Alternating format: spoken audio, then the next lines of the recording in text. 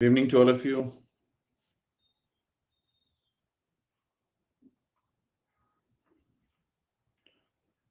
Good evening to all of you.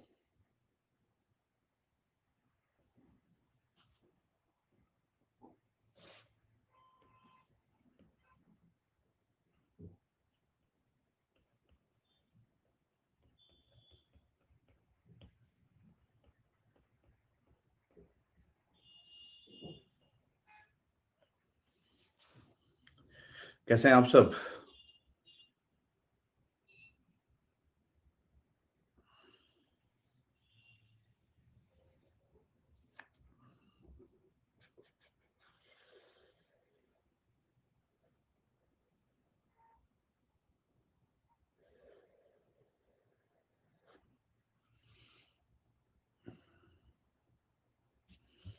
All well, all well. Thank you.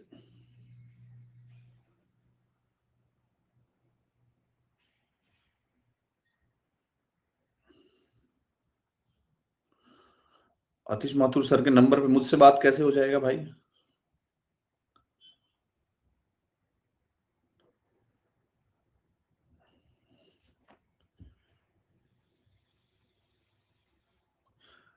Hundred days बाकी 100 days बहुत होते हैं यार, कैसी बातें कर रहे हो?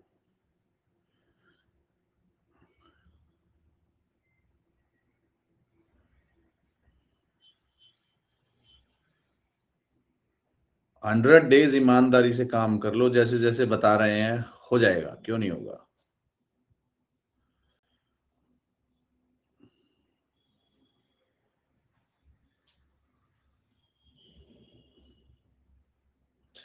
विकास, message on Telegram, will discuss over there. यहाँ ये प्लेटफॉर्म नहीं है भाई, ये डिस्कशन का। टेलीग्राम पे मैसेज करना, विल डिस्कस ओवर देयर।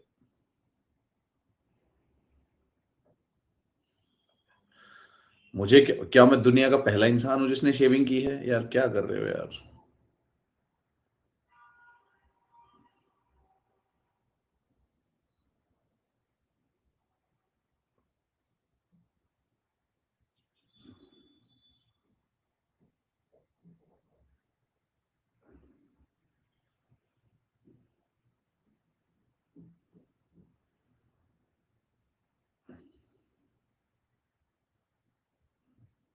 अरे 8 साल हो गए मेरी शादी को, अब कौन सा वैलेंटाइन डे इफेक्ट?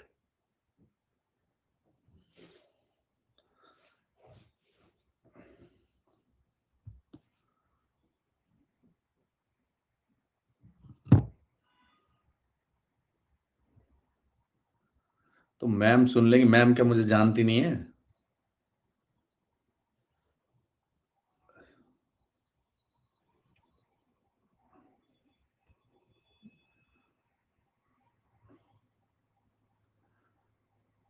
चलो। ओ भाई, क्वेश्चन भेजा था तो रह गया होगा क्या यार? क्वेश्चन क्वेश्चन तुम भी यार, रह गया होगा। तुम ऐसे क्यों समझते हो कि भाई ये 0 आवर की मीटिंग है, यहाँ पे हियरिंग हो रही है तो आंसर यहीं पे देना है क्या? यार रुक जाओ यार, मिल जाएगा आंसर यार, कल प्रीलिम्स थोड़ी है।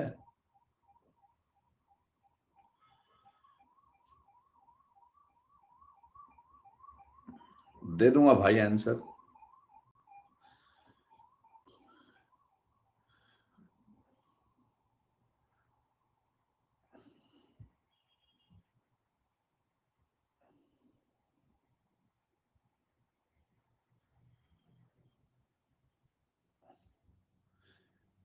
2 मिनट रुको, लेट पीपल ज्वाइन।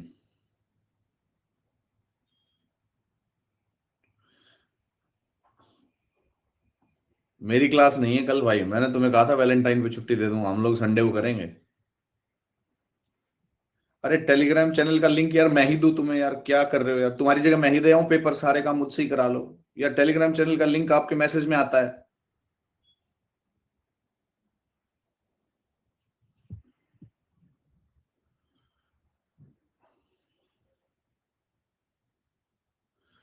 तो मैथ शाम को 7 बजे है, हम क्लास सुबह 8 बजे कर लेंगे संडे को।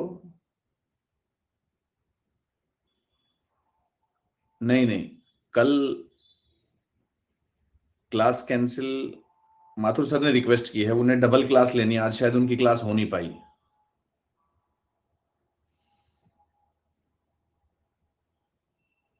तो Mathur sir will take 2 sessions tomorrow, और हमारा 5th सेशन बचा है वो हम संडे को ले लेंगे, दोपहर के टाइम पे, यार मॉर्निंग में, लेट मॉर्निंग आवर्स में कभी भी ले लेंगे हम लोग। करेक्ट।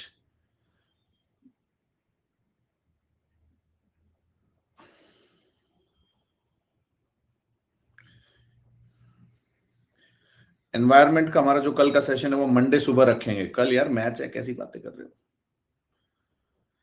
और 7 बजे मैच, 7:30 8 बजे तक मैच का हाल देख लेंगे, क्या पता 9 बजे क्लास ही कर लें हम, जरूरत ही ना पड़े मैच की आगे, ये भी तो है।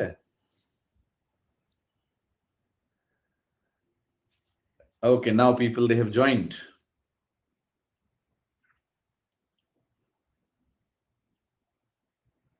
देखो हमारी संडे को क्लास हो रही है, इसमें कोई डाउट नहीं है। तो तुम देखना पसंद नहीं करते, हम तुम्हारी तरह बोरिंग इंसान थोड़ी हैं, हम तो देखेंगे भाई। तुम देखना पसंद नहीं करते तो क्या कोहली खेलेगा नहीं भाई। तो मत देखो भाई, जो देखते हैं उन्हें तो देखने दो।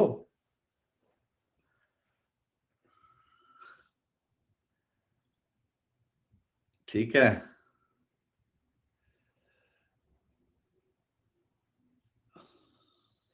यार ये तो बहुत ही नेगेटिव आदमी है यार। कोहली इंडिया से कमा के विदेश चला गया, तो तुम भी चले जाओ, तुम्हें किसने रोका है भाई। और कोहली कहीं चला जाए, कोहली रहेगा तो हमारा ही। यार क्या है यार।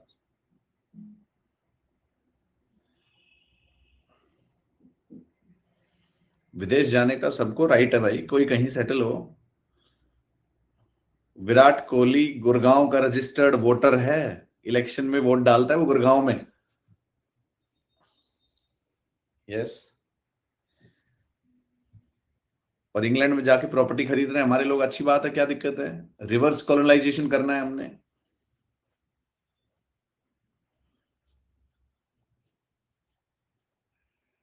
हाँ, विराट कोहली दिल्ली से है, तुम अकेले हो जिसे पता है, but he has shifted to a bungalow in Gurgaon, और वहीं पे रजिस्टर्ड वोटर है वो। यस। सर्च कर लेना गूगल पे, कोहली रेजिडेंस इन गुड़गांव।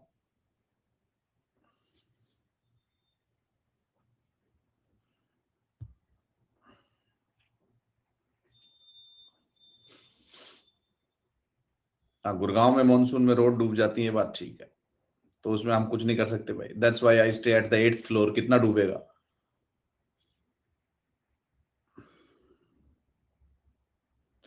भाई, गुड़गांव की रोड्स डूब जाती हैं, ये ठीक बात है, इसमें कोई डाउट नहीं है।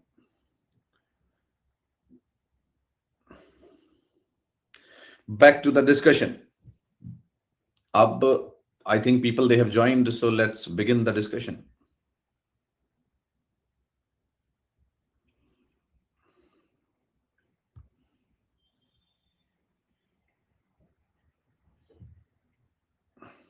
चले भाई, शुरू करते हैं। So let's begin the discussion. We were in between the discussion of biotechnology. Last क्या पढ़ा था वो बता दो बस। थला नहीं था क्यों? धोनी किसको नहीं पसंद है भाई, सबको पसंद है। स्टेम सेल्स हमने पढ़ लिया, 3 पेरेंट बेबी पढ़ लिया।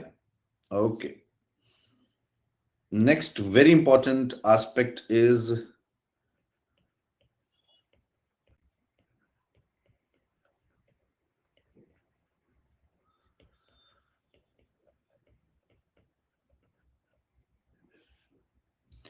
DNA fingerprinting. एक चीज बताइए, जो ये स्क्रीन आप लोगों को दिखती है, मुझे थोड़ी सी फ्लक्चुएशन कभी कभी लगती है, तो आपको ये सिर्फ मैं लिखता हूं इतना ही पार्ट दिखता है या पूरी स्क्रीन दिखती है, कैसे है ये? Yes.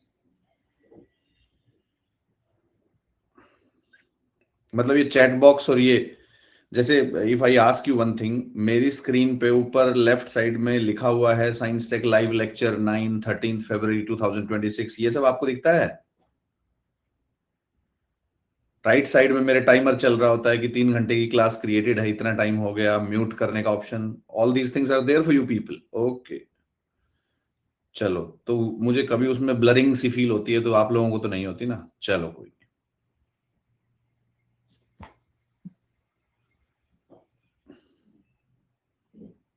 Okay okay okay okay,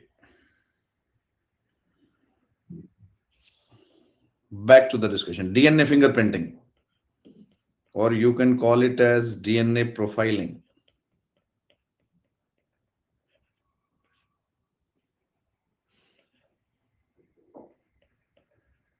DNA mapping, DNA mapping. So all these things we can have the terms for this. अब ये जो डीएनए फिंगरप्रिंटिंग है, देखो जब भी आप एक टर्म इस्तेमाल करते हो फिंगरप्रिंट, मतलब यूनिकनेस, यूनिकनेस, करेक्ट। तो डीएनए फिंगरप्रिंटिंग का सीधा मतलब है किसी इंडिविजुअल की आइडेंटिटी एस्टैब्लिश करना based on the fingerprints of DNA, establishing the identity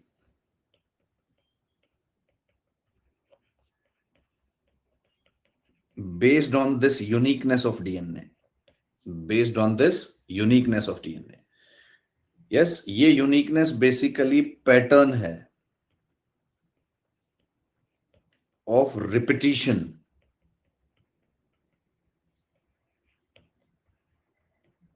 of base pairs, pattern of repetition of base pairs, correct.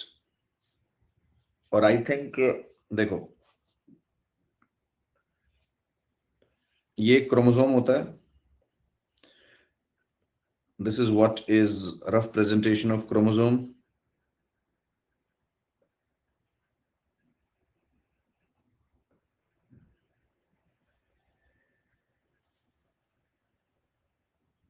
ठीक है जी,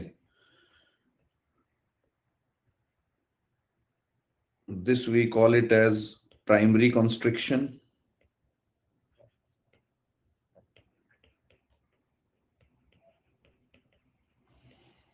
or you call it as centromere. This is the short arm of chromosome, this is the long arm of chromosome, ठीक है। और ये वाला जो segment है, tell है, जो यहां डीएनए एक एसोसिएटेड होता है, ये जो अलग से ग्रीन बनाया मैंने, we call it as satellite DNA,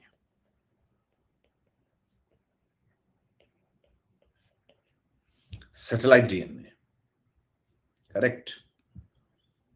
ये एक बेसिक टर्म है। चलो दूसरा यहां पे, you can call it as telomere और सेकेंडरी कंस्ट्रिक्शन,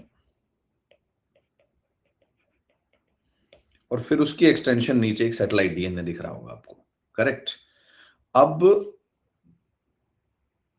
एक और चीज, चलो जो हमारा डीएनए है, हम कह रहे हैं यूनिकनेस ऑफ डीएनए 99.88% के आसपास,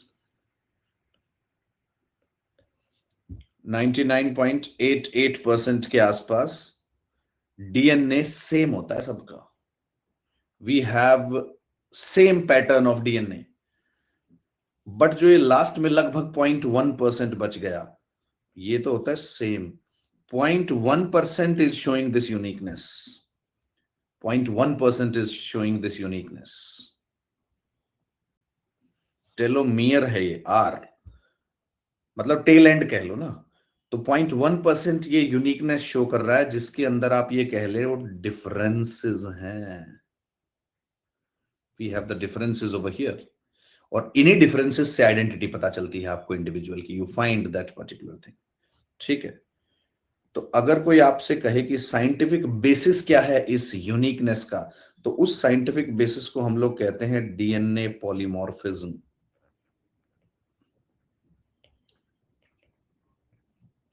DNA polymorphism, DNA polymorphism is the scientific basis of DNA variability.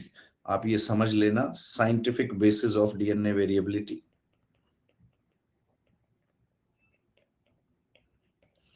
अब मतलब क्या हुआ इसका?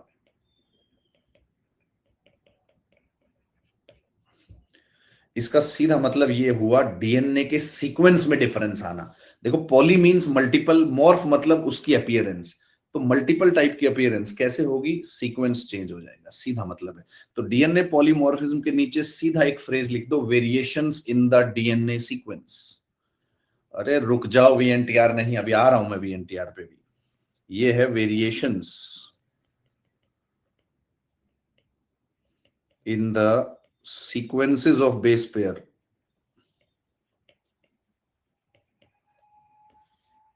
Variations in the sequences of base pairs.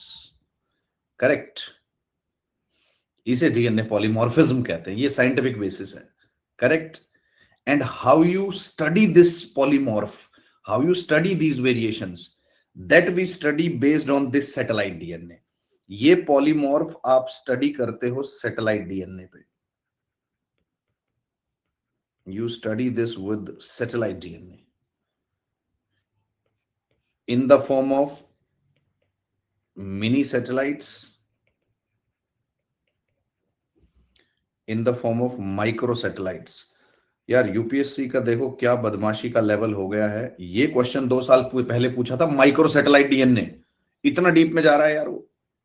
ध्यान होगा ना, पास्ट ईयर क्वेश्चंस देखे होंगे, माइक्रो सैटेलाइट डीएनए पे क्वेश्चन पूछ लिया।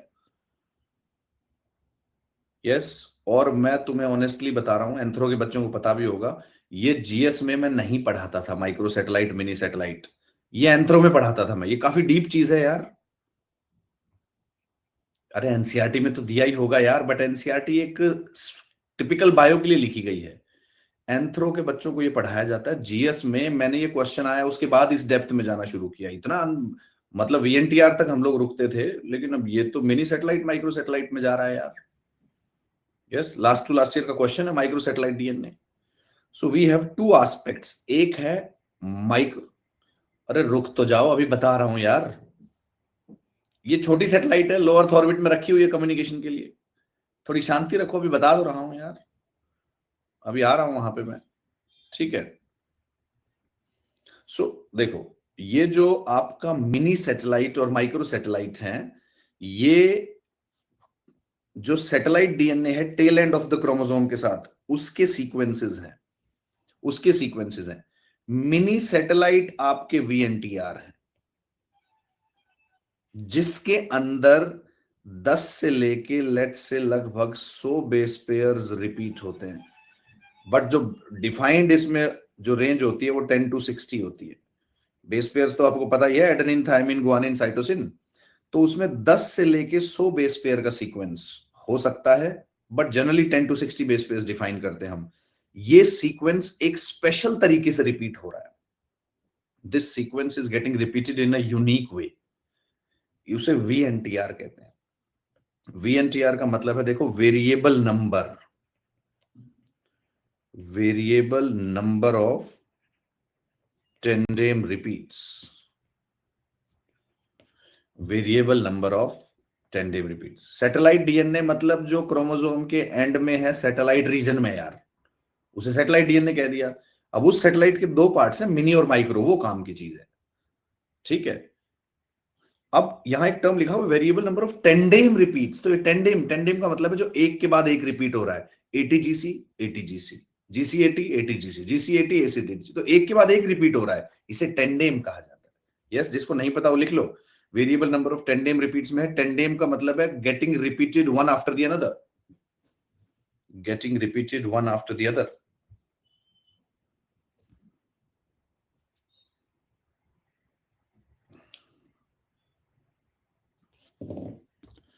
अच्छा, मुझे भेजा है तुमने, कैसा दिखती है क्लास? ओके,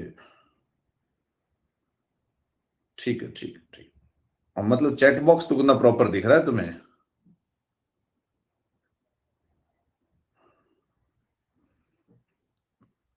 चलो सही है, सही है। Back to the discussion please. ठीक है। तो ये जो सैटेलाइट रीजन है उसमें एक तो मिनी सैटेलाइट है, मतलब सैटेलाइट रीजन में ज्यादा बेस पेयर का सीक्वेंस, ज्यादा बेस पेयर का सीक्वेंस, और माइक्रो सैटेलाइट है जो कि 2 से 6 बेस पेयर का सीक्वेंस है, 2 से 6 बेस पेयर का सीक्वेंस है। करेक्ट। तो ये 2 से 6 बेस पेयर का सीक्वेंस है आपका, उसे माइक्रो सैटेलाइट कह रहे हो आप। यस। और जैसे मिनी सैटेलाइट वीएनटीआर थे, ऐसे माइक्रो सैटेलाइट्स को कहते हैं शॉर्ट टेंडेम रिपीट्स।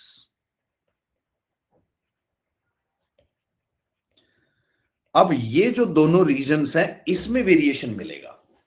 आपका डीएनए जो है, हाउ इट इज यूनिक और different from others, that variability will be found in these regions. और इन दोनों में, मिनी सैटेलाइट माइक्रो सैटेलाइट में, एक यूनिक पैटर्न दिखेगा रिपीटिशन का, जो सिर्फ आप ही के डीएनए में दिखेगा। वो हमें हेल्प करता है in understanding this particular thing कि भाई ये डीएनए किसका है। करेक्ट। अब खास बात ये है, लेट्स से कोई एक इंडिविजुअल है,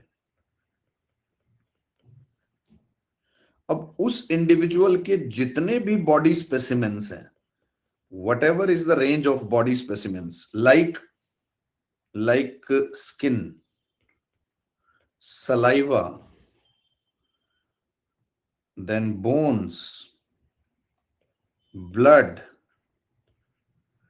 hair, sperm, nails, जितने भी बॉडी स्पेसिमेंस हैं, यस, सब के सब बॉडी स्पेसिमेंस में ये रिपीटिशन एक ही पैटर्न पे होगी। इसका मतलब है ये उस इंडिविजुअल का आधार कार्ड हो गया। जब उसके सारे डीएनए की कोई भी स्पेसिमेन ले लो आप उस इंडिविजुअल का, उसके उसमें सेम पैटर्न में रिपीट हो रहे होंगे एटीजीसी कौन से रीजन में? मिनी सैटेलाइट और माइक्रो सैटेलाइट रीजन में। मिनी सैटेलाइट्स को वीएनटीआर कहते हैं, माइक्रो सैटेलाइट्स को शॉर्ट टेंडेम रिपीट्स कहते हैं। करेक्ट। अब जो ये मिनी सैटेलाइट वाला रीजन है, दिस मिनी सैटेलाइट वाला थिंग, भाई ये बायोटेक है, टेक्निकल है, इसको समझते रहना। दिस मैंने, अगर तुम्हें लिखते वक्त नहीं समझ आ रहा है तो खाली समझ लो, जब स्लाइड शेयर होती है तब लिख लो चाहे दोबारा, लेकिन समझो इस चीज को। करेक्ट। सो जो ये मिनी सैटेलाइट रीजन है डीएनए का, इस मिनी सैटेलाइट रीजन से आप ट्रेडिशनल डीएनए फिंगरप्रिंटिंग करते हो, ट्रेडिशनल डीएनए फिंगरप्रिंटिंग।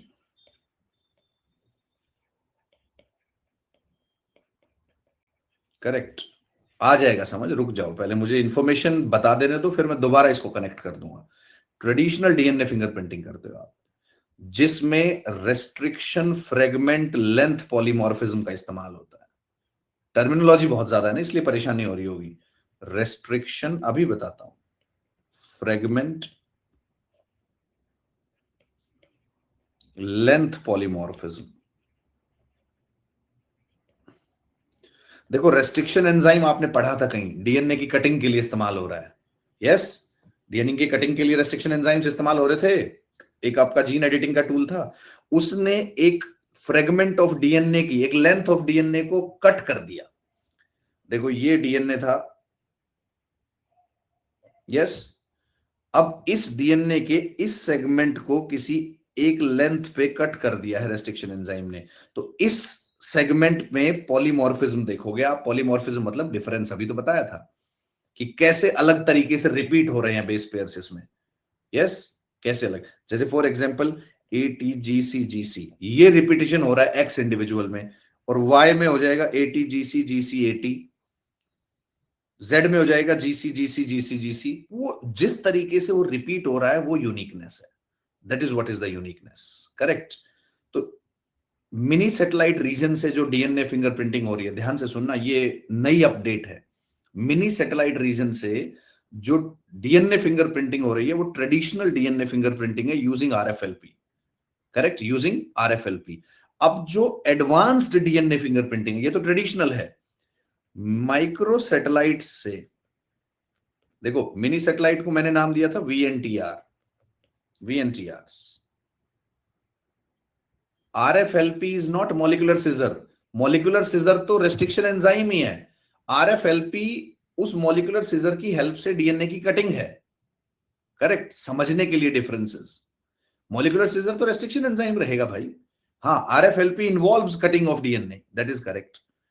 तो जो माइक्रो सैटेलाइट रीजन है, जिसे आप शॉर्ट टेंडेम रिपीट्स कह रहे थे, शॉर्ट टेंडेम रिपीट्स, ये एडवांस्ड डीएनए फिंगरप्रिंटिंग है।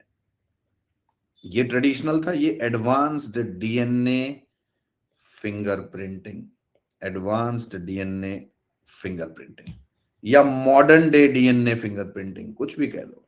आजकल ज्यादा इसका इस्तेमाल हो रहा है। ये ट्रेडिशनल वाली गई। क्यों? क्योंकि इसमें पीसीआर का इस्तेमाल है, पॉलीमरेज चेन रिएक्शन, इसलिए एक्यूरेसी ज्यादा है। क्या ये टर्म हमने कहीं यूज की थी? PCR, polymerase chain reaction, DNA polymerase enzyme का इस्तेमाल करके मल्टीप्लाई करते हो आप। यस। तो इसमें क्या है भाई, देखो, पॉलीमरेज चेन रिएक्शन मतलब 1 to 2, 2 to 4, 4 to 8। तो इसका सीधा मतलब ये हुआ ना कि माइक्रो सैटेलाइट की स्टडी कर रहे हो जब आप, तो आपको बहुत स्मॉल अमाउंट ऑफ डीएनए है तो भी एविडेंस मिल जाएगा। यस नो, बहुत स्मॉल अमाउंट ऑफ डीएनए से भी एविडेंस मिल जाएगा आपको। क्योंकि let's say very very minute amount of DNA है, लेकिन आपके पास एक टूल है कि उस माइन्यूट अमाउंट को लार्ज अमाउंट में बना दो, उसको कन्वर्ट कर लो। एक कॉपी से 10, 10 से 20, 20 से 50 से 100 बना लिया आपने। अब आराम से स्टडी करते रहो उसको, आराम से स्टडी करते रहो। तो ये एडवांस्ड डीएनए फिंगरप्रिंटिंग है, मॉडर्न डे डीएनए फिंगरप्रिंटिंग है। तो यहां आप लिखोगे इसकी एक्यूरेसी ज्यादा है और very very small amount of DNA can also be used. Very very small amount of DNA can also be used. Can also be used. Correct. और यहां पे आपको जो आरएफएलपी है, इसमें आपको ज्यादा डीएनए चाहिए, तभी तो आप उसका एक हिस्सा कट करोगे। लेकिन यहां तो बहुत कम डीएनए से काम चल जाएगा। अब कई बार ऐसा होता है ना कि लेट से 10 साल पुराना मर्डर केस है, तो उसमें बहुत कोई लिटिल एविडेंस आपके पास अवेलेबल है, हड्डी का भी कोई टुकड़ा मिल गया, तो उसमें डीएनए कंटेंट आप एक्सट्रैक्ट नहीं कर पाओगे उतना ज्यादा। तो आप उसमें मिनी सैटेलाइट रीजन से स्टडी नहीं कर पाओगे। पूरी डेड बॉडी मिल गई वो एक अलग चीज है, लेकिन जब कोई कोई फॉसिल एविडेंस मिल गया बहुत पुराना, तो फिर आपको क्या करोगे आप? जब आपके पास बहुत कम अमाउंट ऑफ डीएनए, तो उसे मल्टीप्लाई करना पड़ेगा, फिर पीसीआर का इस्तेमाल करोगे, फिर पीसीआर का इस्तेमाल करोगे। एक सेंटेंस लिखवा रहा हूं, अपने आप क्लियर हो जाएगा। रोहित लिखो। देखो, जो मैंने बताया है इस स्लाइड में, ये एक ही सेंटेंस में क्लब कर देता हूं मैं पूरा। Please mention traditional aspects of DNA fingerprinting, traditional aspects of DNA fingerprinting, traditional aspects of, पिछली भी हो जाएगी, रुक जाओ रुक जाओ, जब तक तुम नहीं कहोगे आगे समझ में, इतने आगे ही नहीं जाऊंगा मैं, चिंता ना करो। Traditional aspect of DNA fingerprinting is utilizing RFLP, is utilizing RFLP, is utilizing RFLP, that is restriction fragment length polymorphism, restriction fragment length polymorphism,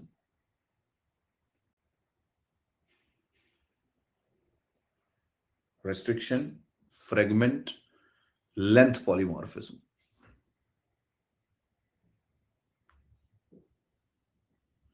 restriction fragment length polymorphism, where large amount of DNA is required, where large amount of DNA is required,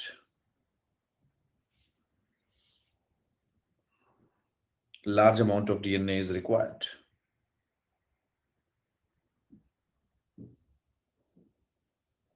Change the sentence. Modern advanced methods of DNA fingerprinting, modern advanced methods of DNA fingerprinting, modern advanced methods of DNA fingerprinting, modern advanced methods of DNA fingerprinting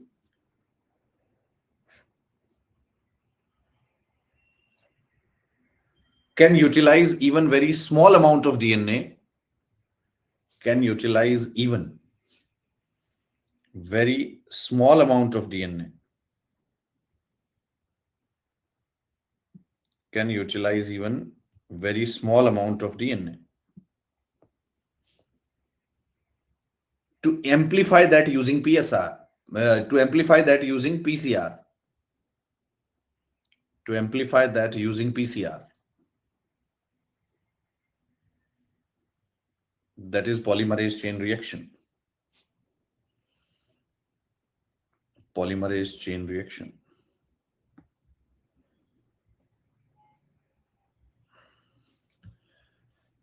ठीक है भाई, अब इसको भूल जाओ और मेरी बात सुनो।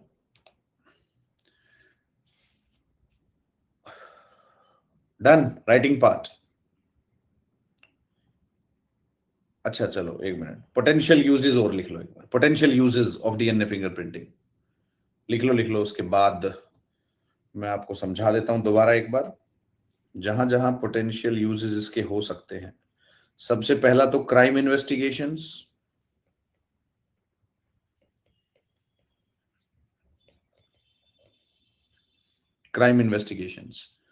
जिसमें rape cases, murder cases solve करने में हेल्प होगा। बिल्कुल, अहमदाबाद प्लेन क्रैश में हमने डीएनए फिंगरप्रिंटिंग से ही ये फाइंड आउट किया था। देखो मैं दूसरा एप्लीकेशन यही लिख रहा हूं, identification in road accidents, rail accidents, air accidents, natural disasters. भाई फ्लडिंग में बॉडी दब जाती है, फिर वो 10-10 में बिल्कुल डिकम्पोज होकर मिलती है, पता ही नहीं किसकी बॉडी है। यस, तो road, rail, air accidents, natural disasters, इन सब में आप इस्तेमाल करते हो आइडेंटिफिकेशन में। बायोलॉजिकल पेरेंटहुड के डिस्प्यूट्स, बायोलॉजिकल पेरेंटहुड डिस्प्यूट्स, कि ये बच्चा बायोलॉजिकली इस parent in father and mother का है कि नहीं है, करेक्ट। तो वो बायोलॉजिकल पेरेंटहुड डिस्प्यूट आप यहां से पता कर सकते हो।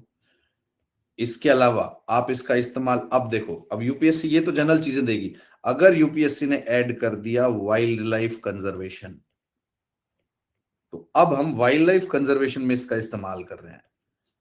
यस, एंडेंजर्ड स्पीशीज को ट्रैक करने के लिए, हंटिंग किलिंग के इंसिडेंसेस को समझने के लिए, उन सब में इस्तेमाल किया जा रहा है अब इसका, करेक्ट। तो ये आप वाइल्ड लाइफ कंजर्वेशन में लिख सकते हो। इसका और भी यूजेस हैं, बायोडाइवर्सिटी की स्टडी में भी काम हो रहा है, स्पीशीज और जेनेटिक डाइवर्सिटी को समझने में। तो आपको थोड़ा दिमाग लगाना पड़ेगा कि पेपर में आपको जो एप्लीकेशंस दी हैं वहां कैसे क्या इस्तेमाल हो सकता है इसका। That is what is there. तो ये आपको यहाँ पे बताना पड़ेगा भाई, this is what you should have an idea about this, ठीक है। तो ये आपसे पूछा जा सकता है।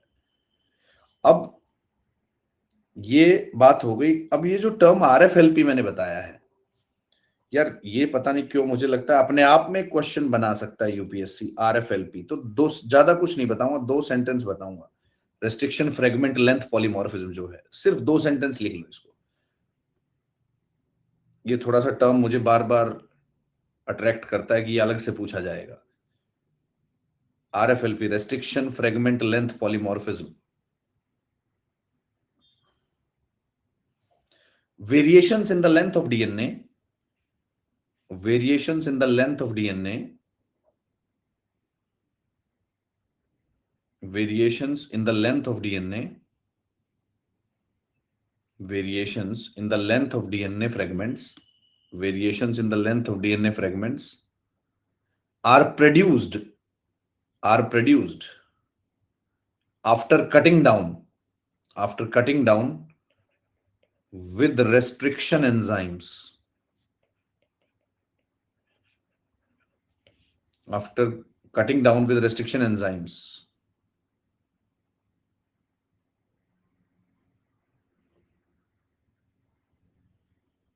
And such variable lengths are studied. And such variable lengths are studied. Such variable lengths are studied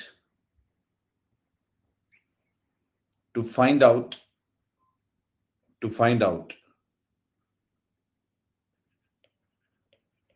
the VNTRs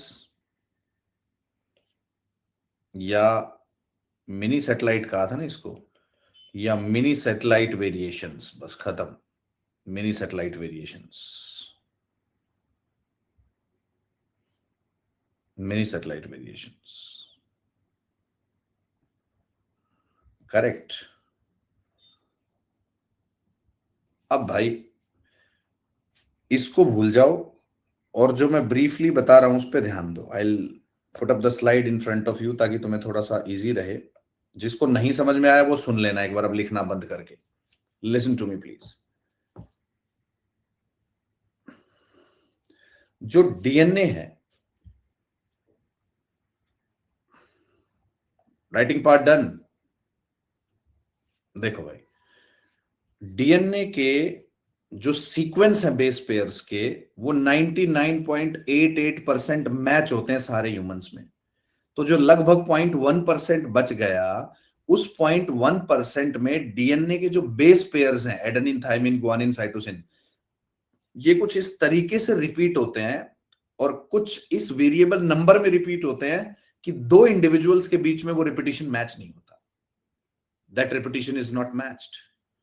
और जब मैच नहीं होता तो वो उस इंडिविजुअल की आइडेंटिफिकेशन के लिए काम आता है। That is being used for the identification of that individual. Yes. और उसी चीज का इस्तेमाल करके हमने जो सैटेलाइट रीजन वाला डीएनए है उससे ये आइडेंटिफिकेशन शुरू करी।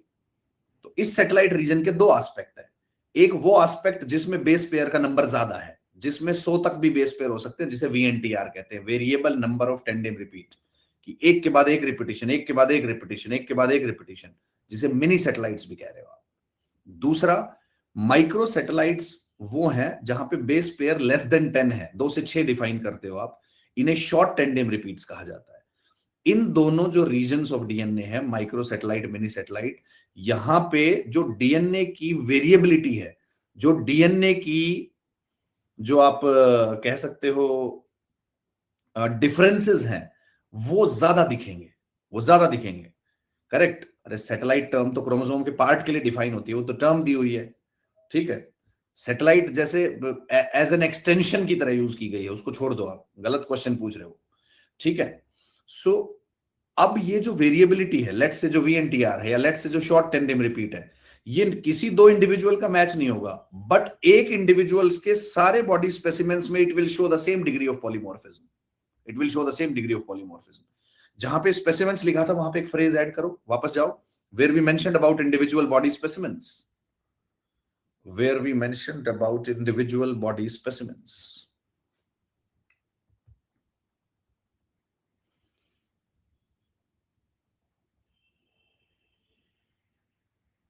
यहां पे लिखो, all the body specimens of an individual show the same degree of polymorphism. All the body specimens of an individual show the same degree of polymorphism. Show the same degree of polymorphism. Show the same degree of polymorphism. Show the same degree of polymorphism.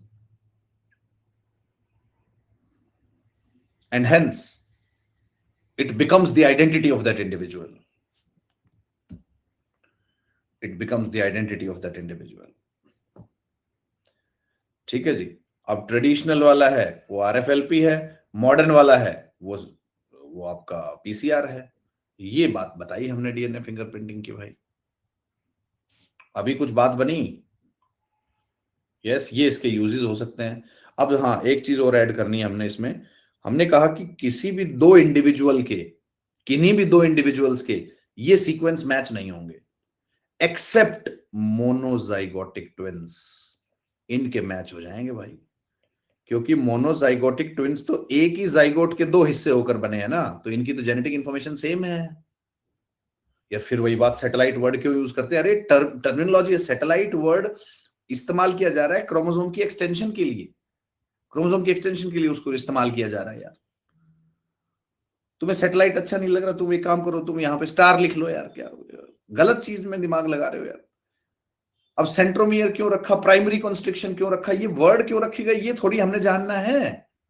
Atom को atom ही क्यों कह रहे हैं, atom को bomb क्यों नहीं कह रहे यार, कैसी बातें कर रहे हो यार, वो तो टर्मिनोलॉजी रखी गई है यार, इसका कोई वो लॉजिक ऐसा ऐसा थोड़ी बनेगा हर चीज का, और उसका हमसे कोई लेना देना भी नहीं है भाई।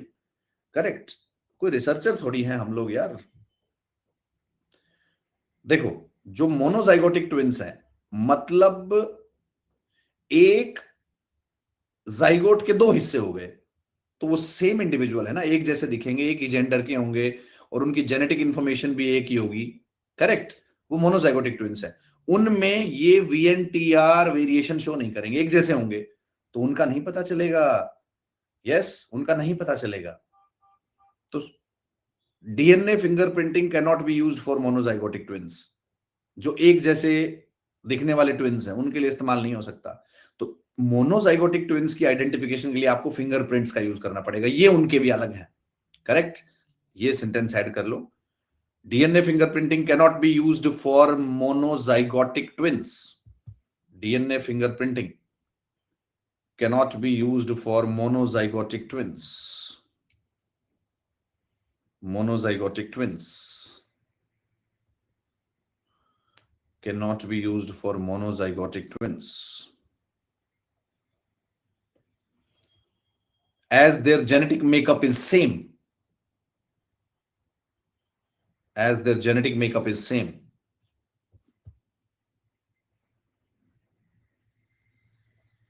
And hence monozygotic twins can be differentiated using finger and toe prints. Monozygotic twins can be differentiated using finger and toe prints.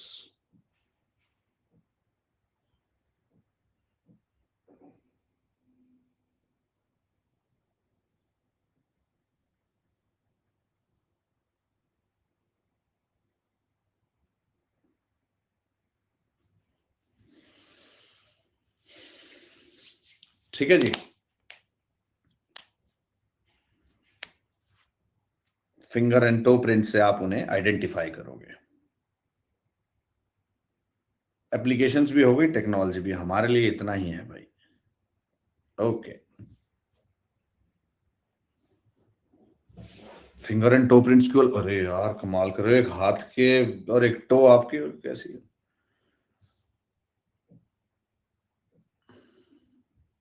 तुमने सही समझा, ये तुम जानो यार, मैं कैसे बताऊं? मुझे क्या पता तुमने क्या समझा। आई हैव रिटन अबव, अरे वो अबव कहीं चला गया, दिख ही नहीं रहा कुछ यार, ऐसे कैसे चलेगा काम। करेक्ट,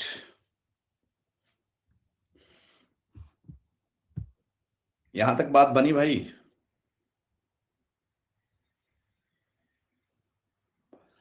अरे मोनोजाइगोटिक ट्विंस का जेंडर डिफरेंस कैसे होगा? मोनोजाइगोटिक ट्विंस है तो सेम जेंडर के होंगे, एक ही जाइगोट से बने हैं दोनों।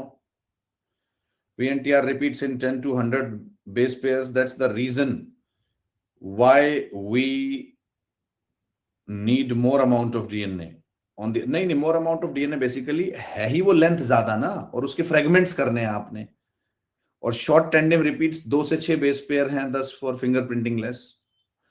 अरे भाई, जब जो आपका शॉर्ट टेंडेम रिपीट है उसमें कम डीएनए से मल्टीप्लाई करते हो आप उस डीएनए को, इसलिए आपको कम डीएनए से भी काम चल जाएगा।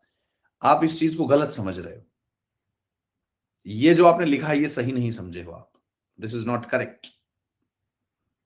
करेक्ट, ठीक है।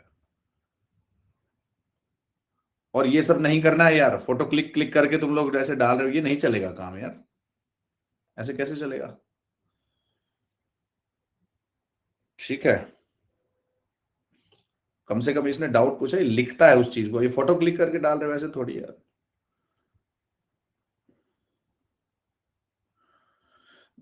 मैं थोड़ा फ्रेंडली हूं तुम्हारे साथ, इसका मतलब ये थोड़ी बड़ी बना लोगे, चाय की टपरी पे बैठते हैं सर, तो थोड़ा तो रखो यार।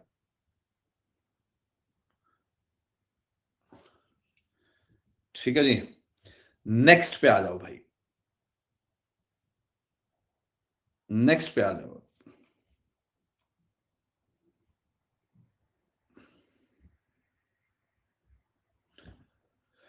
मिनी सैटेलाइट्स दे शो मोर पॉलीमॉर्फिज्म, माइक्रो सैटेलाइट्स दे शो लेस पॉलीमॉर्फिज्म। देखो, लेस और मोर का एंगल नहीं है सच, एंगल है उसकी, उसमें बेस पेयर ही कम है बेटा। तो जब 10 बेस पेयर है तो उसके डिफरेंस भी कम होंगे, लेट से 3 डिफरेंस है। 70 बेस पेयर है तो उसके डिफरेंस ज्यादा हो जाएंगे। Correct, that is what is there. चलो जी, आगे बढ़ते हैं। Next is genetically engineered vaccines.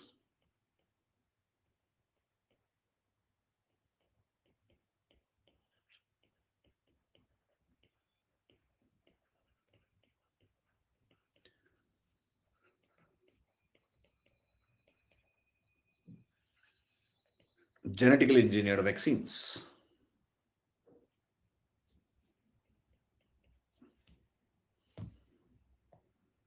Genetically engineered vaccines. DNA methylation, ओहो जयदीप तुम्हारा बैकग्राउंड क्या है एडुकेशन का? डीएनए मिथाइलेशन जो तुम बीच में ला रहे हो, बैकग्राउंड क्या है? Graduation, post graduation? हाँ भाई, 11th में बायो थी, उसके बाद 12th में छोड़ दी। ये कौन सा तरीका यार, 11th में बायो 12th में छोड़ दी?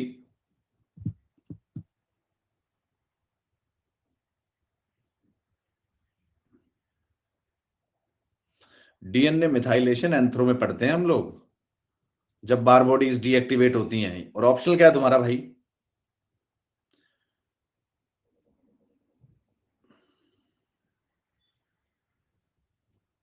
ऑप्शनल क्या है तुम्हारा? हिंदी साहित्य। अरे शर्म कर लो थोड़ी, कोई कबीर की बातें कर लो, डीएनए मिथाइलेशन ला रहे हो बीच में।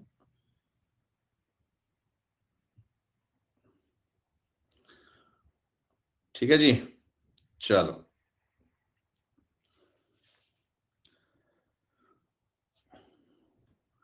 डीएनए मिथाइलेशन को छोड़ दो भाई, जेनेटिकली इंजीनियर्ड वैक्सीन्स, इधर आ जाओ अब।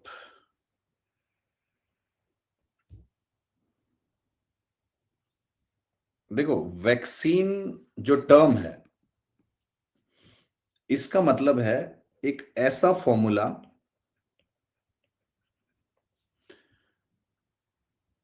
एक ऐसा ऐसा फॉर्मूला जिससे टेम्परेरी या परमानेंट इम्यूनिटी जनरेट होती है बॉडी में। ये फॉर्मूला जब बॉडी में ट्रांसफर किया जाता है तो आपकी बॉडी एक रेस्पॉन्स जनरेट करेगी। It will generate a response, and that response can be temporary, that response can be permanent, that response can be permanent. Correct.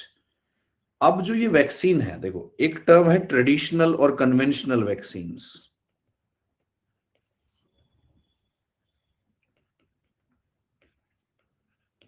Traditional और कन्वेंशनल वैक्सीन, जैसे for example oral polio vaccine या BCG.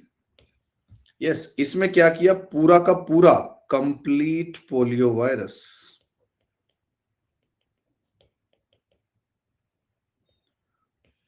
Complete polio virus is used as a vaccine. Traditional vaccine, conventional vaccine, जिसमें पूरा का पूरा pathogen ही vaccine formula की तरह इस्तेमाल किया जाता है। अब बीसीजी में पूरा टीबी बैक्टीरिया यूज कर लिया आपने, बीसीजी टीबी की वैक्सीन है ना। करेक्ट। सो जब ओपीवी और बीसीजी बॉडी में ट्रांसफर की जाएगी, जैसे 2 ड्रॉप पिलाई पोलियो की, तो उसमें पोलियो वायरस है, तो वो जो पोलियो वायरस है उसे बॉडी डिटेक्ट करेगी एज ए फॉरेन एंट्री और उसके अगेंस्ट एंटीबॉडीज बना देगी। यस, तो एंटीबॉडी रिस्पॉन्स जनरेट हो जाएगा, एंड नेक्स्ट टाइम जब एक्चुअली पोलियो वायरस एंटर करेगा तो ऑलरेडी हमारे पास एंटीबॉडीज प्रेजेंट है। टाइप्स ऑफ वैक्सीन भी पढ़ाओ ना, पोलियो ड्रॉप भी पिला दूं तुम्हें, टाइप्स ऑफ वैक्सीन भी पढ़ाओ ना। अरे प्रीलिम्स का बैच है ये, यहाँ टाइप्स ऑफ वैक्सीन भी पढ़ेंगे। ठीक है, और मैं पढ़ा दूंगा, मुझे क्या है, पेपर किसका है, तुम तो ले जाओ फिर आगे, मुझे क्या है। ठीक है, मुझे कोई दिक्कत नहीं है भाई।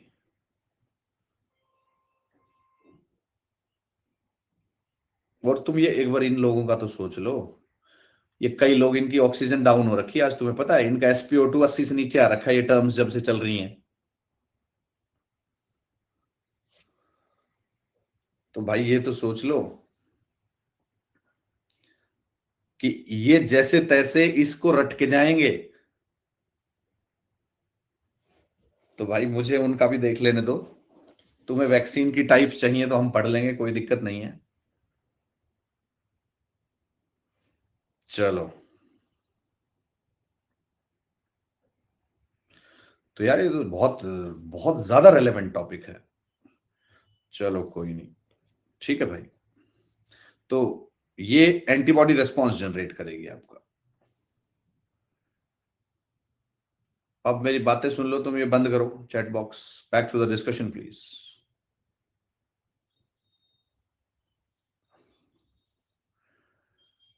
ठीक है जी, back to the discussion please. Engineers की चिंता नहीं है मुझे, चिंता है आर्ट्स कॉमर्स वालों की। इंजीनियर्स की, इंजीनियर्स तो वो, उन्हें तो तुम अलग से पढ़ाओगे तो भी कोई फायदा, उन्होंने जो स्क्रीन पे लिख दिया उसके अलावा उन्होंने कुछ नहीं पढ़ना। यस, उनका कोई चक्कर नहीं है।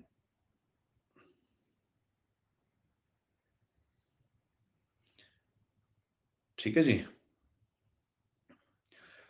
वो स्क्रीन पे जो लिखा है उसमें से भी देखेंगे कि क्या कट किया जा सकता है जिससे काम चल जाए।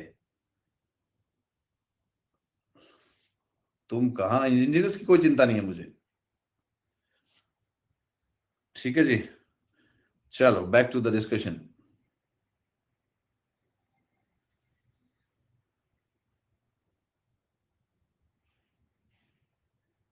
Back to the discussion please. अब जो एंटीबॉडी रिस्पॉन्स जनरेट हुआ वो आपकी बॉडी याद रखेगी, और जब पोलियो वायरस एंटर करेगा तो उसके अगेंस्ट ऑलरेडी हमारे पास डिफेंस होगा। यस, तो ये एंटीबॉडी रिस्पॉन्स आपको अच्छे से पता होगा, बी सेल्स, टी सेल्स, या थोड़ा और ब्रॉड लेवल पे जाओ तो आपकी लिम्फोसाइट्स, मोनोसाइट्स, ये सब आपका डिफ्यूज डिफेंस मैकेनिज्म का पार्ट है। डब्ल्यूबीसीज की टाइप्स हैं सारी, all these they belong to डब्ल्यूबीसीज। करेक्ट।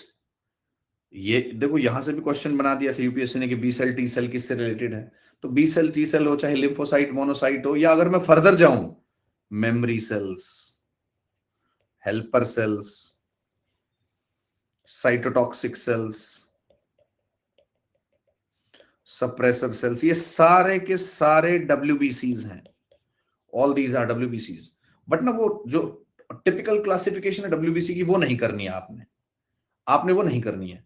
आपको सिर्फ ये पता होना चाहिए कि डब्ल्यूबीसी सबको पता है, एंड इट्स टाइप्स, सब types, like lymphocyte, monocyte, memory cell, helper cell, B cell, T cell, ये सब इम्यून रिस्पॉन्स जनरेट करवाता है आपका, एंटीबॉडी रिस्पॉन्स जनरेट कराएगा आपकी बॉडी का। करेक्ट। सो इस तरीके से वैक्सीन काम करती है। This is how vaccine it works. अब चलो एक पॉइंट जो कोई लिख रहा था वो थोड़ा रेलेवेंट लग रहा है, वो मैं बता देता हूं। ओपीवी जो है, ओरल पोलियो वैक्सीन, इसमें live but weak form of polio virus is used.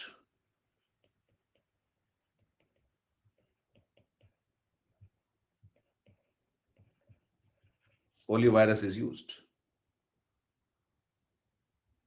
Correct. Inactive नहीं है ये, शांति रखो। फिर अब देखो, लाइव बट वीक, इस फॉर्मूला को हम कहते हैं एटेनुएटेड वैक्सीन, और ये टेक्निकल नेम है लेकिन ये बहुत कॉमनली यूज्ड होता है, तो इसलिए आपसे क्वेश्चन पूछा जा सकता है ये एटेनुएटेड वैक्सीन क्या है, we call it as attenuated vaccine. अब क्या है, ये लाइव है, देखो वीक है वो एक अलग चीज है। तो इसकी वजह से कई बार रेयर कंडीशंस में इंफेक्शन हो गया, मतलब कॉज्ड पोलियो इन रेयर कंडीशंस।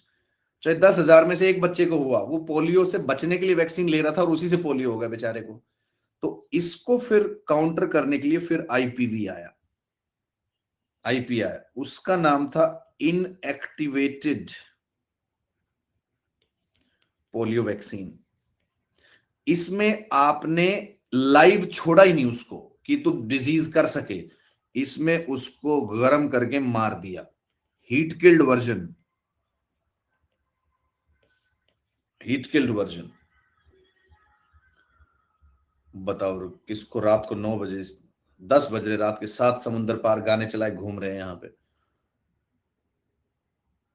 इन्हें कोई मतलब नहीं प्रीलिम से बच्चों का। बताइए गुड़गांव क्या करेगा यार, कहाँ तुम बिहार चले जाओ, एमपी राजस्थान चले जाओ, सब जगह चलते हैं गाने, कहाँ नहीं चलते। यस। ठीक है। आईपीएस बनने के बाद ऐसे उल्टे काम कोई नहीं करता। बिहार तो ऐसे ही बदनाम, हाँ बिहार तो बेल्जियम है, ऐसे ही बदनाम है।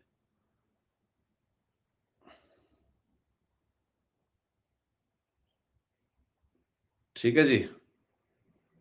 चलो, so IPV is inactivated polio vaccine, inactivated polio vaccine जो कि इंजेक्टेबल फॉर्म में होती है,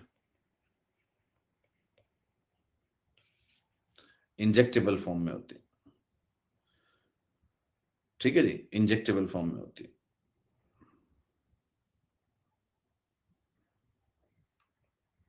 इससे डिजीज नहीं हो सकती। तो इंडिया पहले ओपीवी यूज कर रहा था और अब हम शिफ्ट कर रहे हैं आईपीवी पे, बट अभी भी इंडिया ओपीवी प्लस आईपीवी का कॉम्बिनेशन यूज कर रहा है, ओपीवी प्लस आईपीवी का कॉम्बिनेशन यूज कर रहा है। Correct.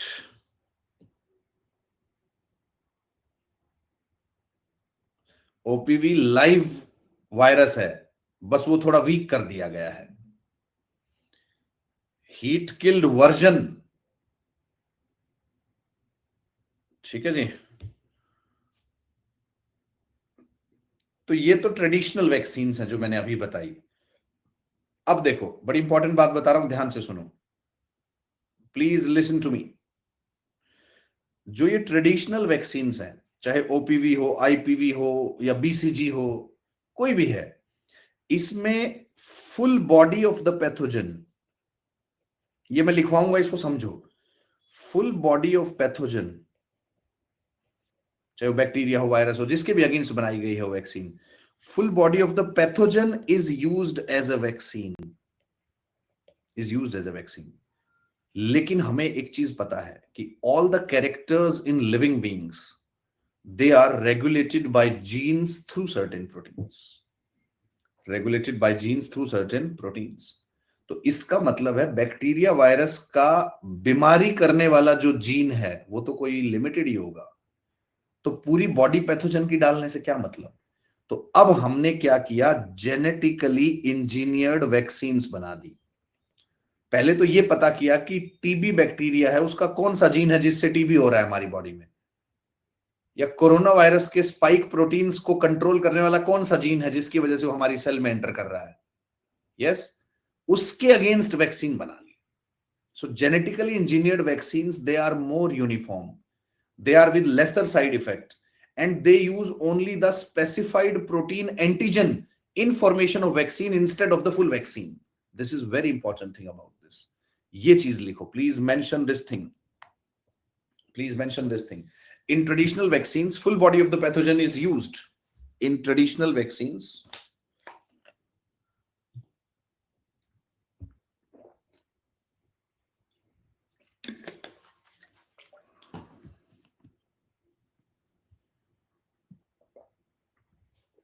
full body of the pathogen is used,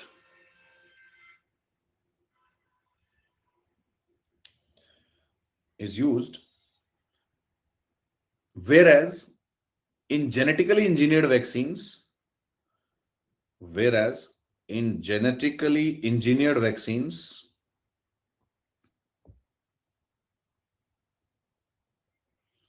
genetically engineered vaccines, in genetically engineered vaccines, specified protein antigens are used in formation of vaccine। Specified protein antigens are used in formation of vaccines।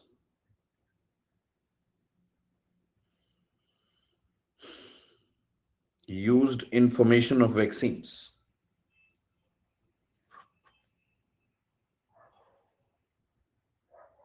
Used in formation of vaccines। used in formation of vaccines, and hence these are more uniform in action and are with lesser side effect. These are more uniform in action, more uniform in action, and are with lesser side effect.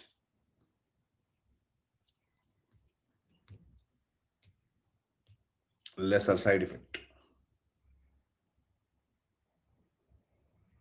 Is it fine?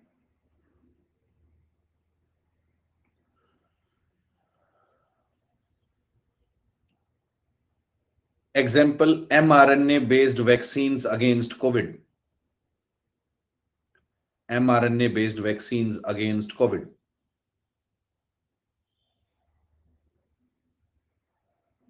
ठीक है भाई, mRNA based vaccines against COVID.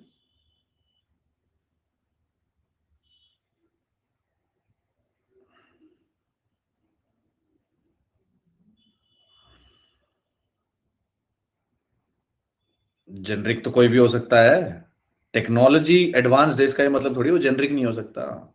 Generic तो कोई भी हो सकता है भाई, जेनरिक से क्या दिक्कत है? Generic is a very general term यार, जेनरिक से क्या लेने देना है इसमें। ठीक है, नेक्स्ट। तो ये वैक्सीन हो गए, सॉरी।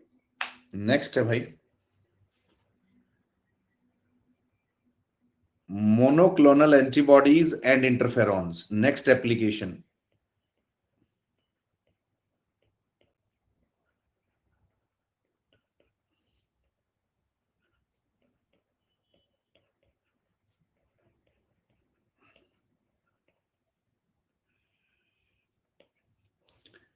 हाँ, एक चीज और आपको बतानी थी मैंने। नहीं नहीं, 2 मिनट ब्रेक की जरूरत नहीं है।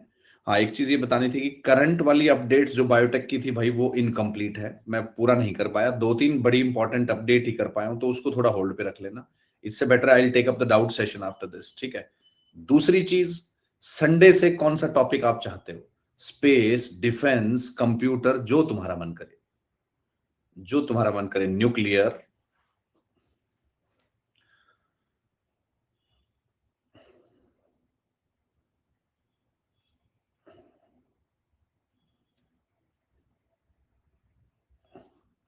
बोरिंग कोई नहीं है भाई, साइंस भी बोरिंग होती है कि कभी? साइंस को जो बोरिंग, डिफेंस के बड़े फेवर में हो तुम लोग, कुछ स्पेस के भी हैं।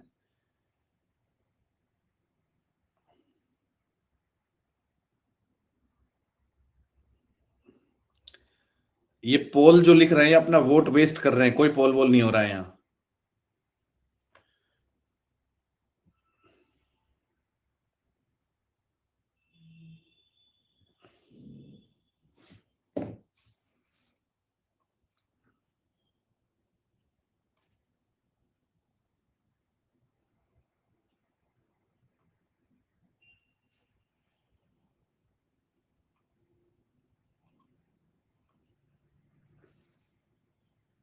चलो, स्पेस और डिफेंस के ही फेवर में हो। चलो, तुम्हारी ये बात मान ली, तो पहले स्पेस और डिफेंस ही कर लेंगे। चलो, स्पेस से शुरू करके डिफेंस, बाकी फिर बाद में। स्पेस डिफेंस तुम्हें ज्यादा जरूरी लग रहा है, पहले स्पेस डिफेंस कर लो। ठीक है, तो संडे से हम लोग, यार बराबर, चलो ये तो वोट करवाना पड़ेगा यार, गलत पोलिंग करवा दी यहाँ तो। डिफेंस के बहुत फेवर में लग रहे हैं। देखो, डिफेंस और स्पेस दोनों इंपॉर्टेंट है यार, इसमें कोई डाउट नहीं है। ठीक है, चलो जी, ठीक है। डिफेंस का ज्यादा वोट लग रहा है मुझे। चलो भाई, option A is space, option B is defence, and option C is computers ICT.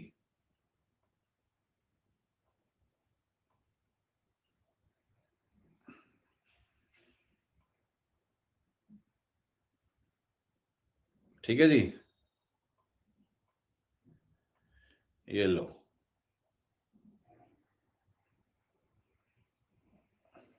A is space, B is defense, C is computers ICT.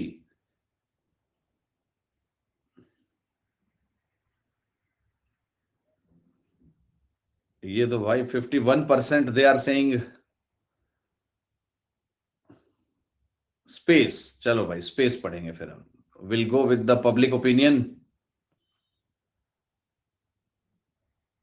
Will go with the public opinion. Back to the discussion, ठीक है। Monoclonal antibodies and interferons. Poll repeat ऐसे नहीं होगा, आपको supreme court में अर्जी लगानी पड़ेगी कि भाई इलेक्शन में धांधली हुई है। ऐसे कैसे?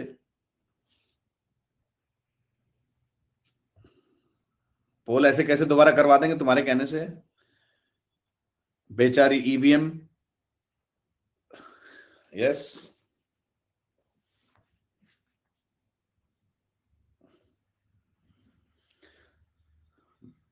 अभी तुम्हारे लिए लिखना बहुत आसान है, ईवीएम हैक्ड। सोचो तुम जब पोलिंग ऑफिसर होगे और फिर लोग कहेंगे ईवीएम हैक्ड, तुम्हारी सांसें रुक जाएंगी ये सुन के कि ईवीएम हैक नहीं हो सकता। जब तुम्हारी ड्यूटी होगी ना और तब कोई कहेगा ईवीएम हैक होगी, तो तुम्हारी सांसें रुक जाएंगी कि भाई ईवीएम हैक मत कर देना, ईवीएम की गड़बड़ होगी, मेरी नौकरी जाएगी। और नौकरी क्या जाएगी? जेल जाएंगे। तो इस तरह की बातें ना करो तुम, पॉलिटिशियंस वाली। तुम ब्यूरोक्रेट्स हो, ठीक है। Monoclonal antibodies and interferons, back to the discussion please. देखो, जो सुन लो अब, मोनोक्लोनल एंटीबॉडीज हैं जो, these are not produced in the body, these are not produced in the body. Interferons जो है, these can be produced in the body.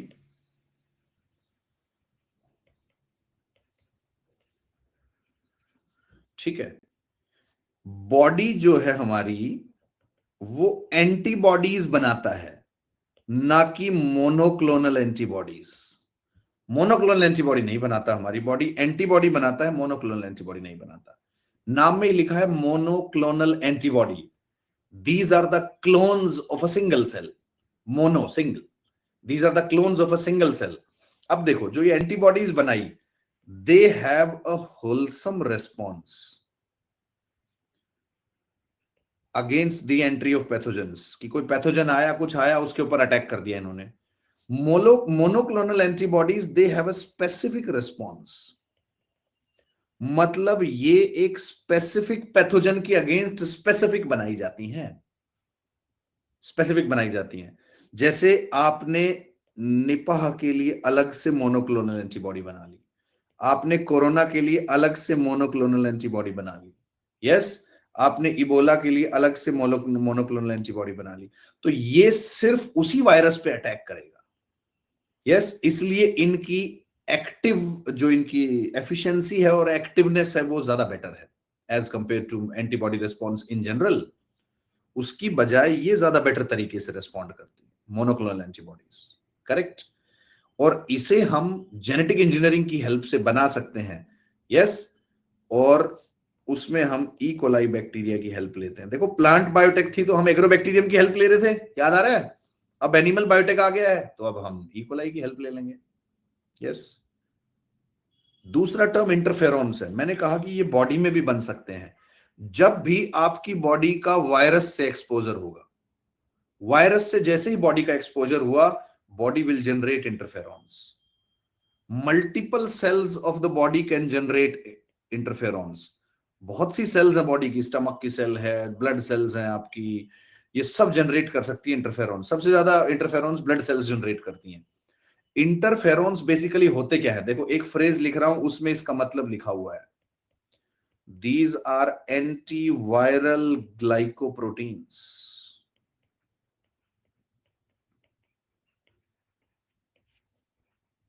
Antiviral glycoproteins, correct. Glyco मतलब sugar, protein मतलब तो पता ही है। तो वायरस जब एंटर करेगा, उसके अगेंस्ट ये रिस्पॉन्स जनरेट होता है हमारी बॉडी में। और ये रिस्पॉन्स क्या करेगा? ये बॉडी के डिफेंस सिस्टम को ट्रिगर करेगा कि भाई एंटीबॉडीज बनाओ, वायरस आ गया है। यस, तो interferons they trigger the bodies immune response for generation of antibodies against the entry of virus. ये खुद कुछ नहीं करेंगे इंटरफेरॉन्स, ये आपके इम्यून सिस्टम को कहेंगे कि भाई तुम तो कुछ कर लो, वायरस आ गया है बॉडी में। तो that is what is the duty. अब ये नेचुरली भी बॉडी बना रही है, और आप इसको जेनेटिक इंजीनियरिंग से भी बना सकते हो, again with the help of E coli.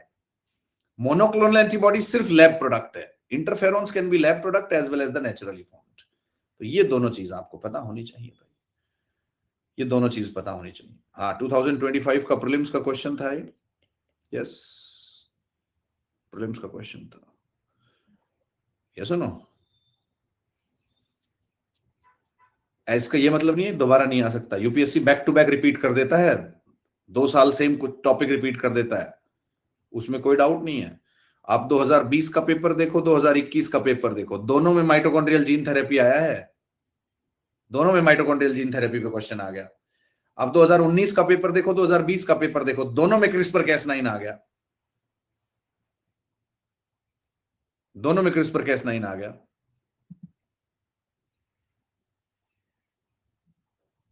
Correct. So interferons are interferons are antiviral glycoproteins, जो वायरस के अगेंस्ट बॉडी जनरेट करेगी, और ये इम्यून सिस्टम को ट्रिगर करेंगे कि भाई एंटीबॉडीज बनाओ, एंटीबॉडीज बनाओ। ठीक है, this is what is there. तो monoclonal antibody lab product biotechnology, interferons body can generate, lab product also. ठीक है, एक एक लाइन लिखवा दीजिए, लिख लो यार, पूरा लिखवा दीजिए। हाँ, मैं पेपर ही मैं दे देता हूं यार, तुम क्यों परेशान हो रहे हो। यस, एक हाथ तुड़वा लो, लिख दो, मेरे स्क्राइब है सर। लिखो, monoclonal antibodies,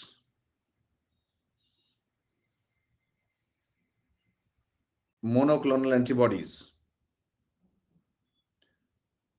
these are produced with the help of genetic engineering, these are produced with the help of genetic engineering using the bacteria E. coli,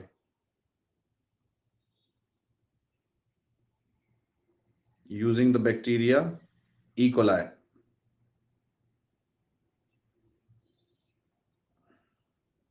using the bacteria E. coli.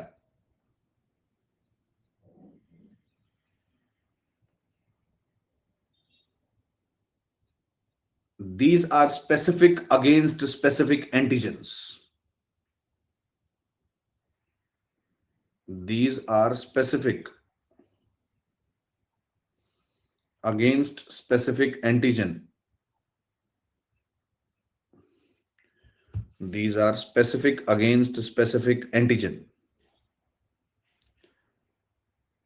and hence has better efficiency, and hence has a better efficiency.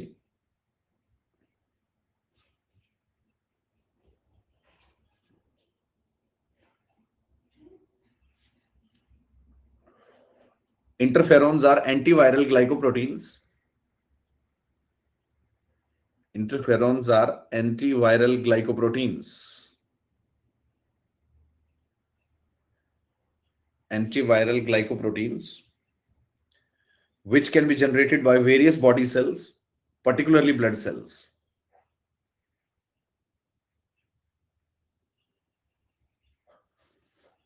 Which can be generated by various body cells, particularly blood cells. Particularly blood cells. Particularly blood cells. On exposure to virus, on exposure to virus, to trigger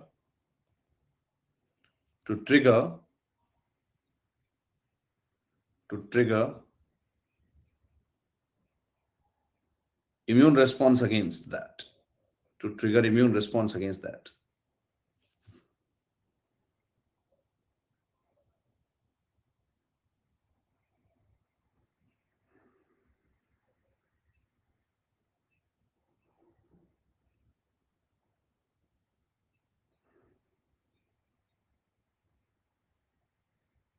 These can also be generated with the help of biotech applications. These can also be generated with the help of biotech applications. With the help of biotech applications.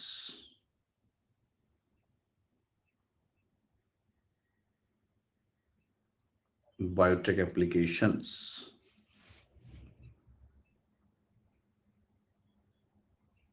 ठीक है जी।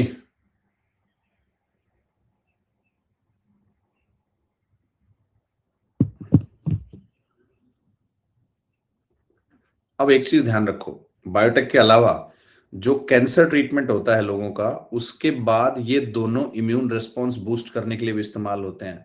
तो आप ये भी लिख सकते हो कि these can also be used, दोनों के दोनों के लिए वैलिड है, also be used to boost up the immune response. These can also be used to boost up the immune response after cancer treatment. Immune response after cancer treatment. After cancer treatment. अरे कोई बात नहीं भाई, लिखवाने की कोई दिक्कत नहीं है, बस ये है कि हमारा प्रोलॉन्ग्ड हो जाएगा डिस्कशन, फिर मुझे कोई दिक्कत नहीं है लिखवाने में यार। ये फाउंडेशन के जो बच्चे हैं जो पढ़ चुके हैं, वो 200-200 पेज के नोट्स बना के बैठे हुए हैं, सब कुछ लिखवाया था इनको भाई। करेक्ट।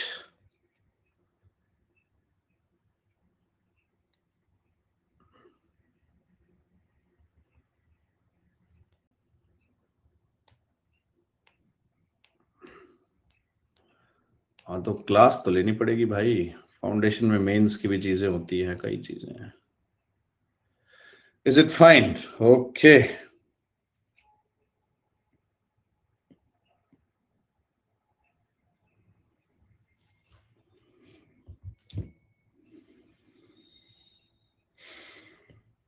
तो भाई बायोटेक की जो बेसिक्स बताने थे वो इतने ही पढ़ने हैं हमने, हमें करंट अपडेट्स करने हैं इसके बाद।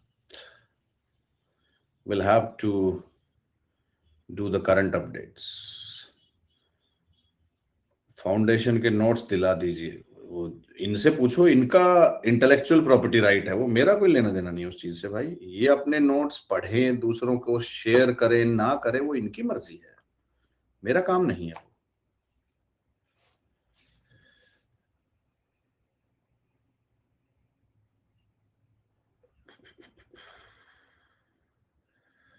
देखो यार, करंट अपडेट्स मेरे लिए भी नहीं है, तो मुझे आज मैं थोड़ा टाइम नहीं निकाल पाया, and I am sorry for that, but मैं बहुत जल्दी कर लूंगा, चिंता ना करो। बायोटेक की करंट अपडेट्स मैं फुली अपडेटेड नहीं हूं, 12-15 अपडेट मैंने बना रखी हैं, लेकिन मैं एक ही सेशन में सारी खत्म करूंगा यार। करेक्ट। तो इतना बेसब्र मत होइए, करा दूंगा मैं, डोंट वरी अबाउट दैट। ठीक है, तुम्हें जो डेडलाइन दी हुई है उस पर मैं खत्म कर दूंगा। करेक्ट।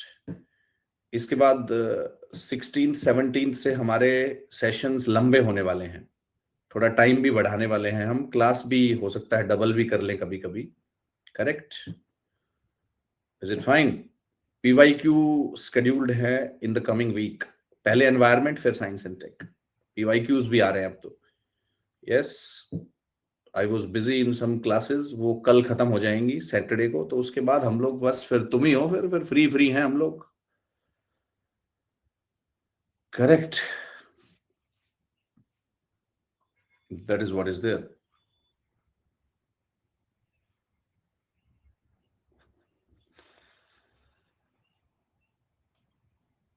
ठीक है जी,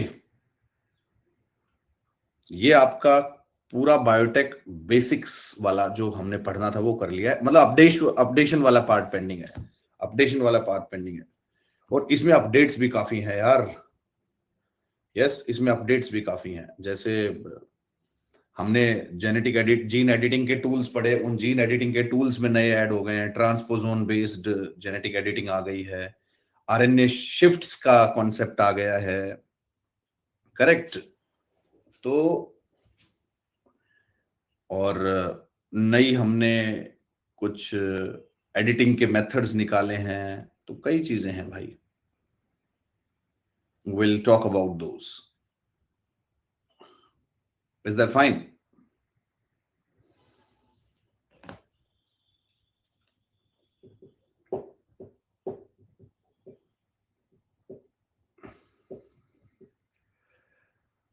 अच्छा, इफ्तार टाइम कितने बजे होता है भाई? इफ्तार का टाइम कितना होता है हमारा लगभग?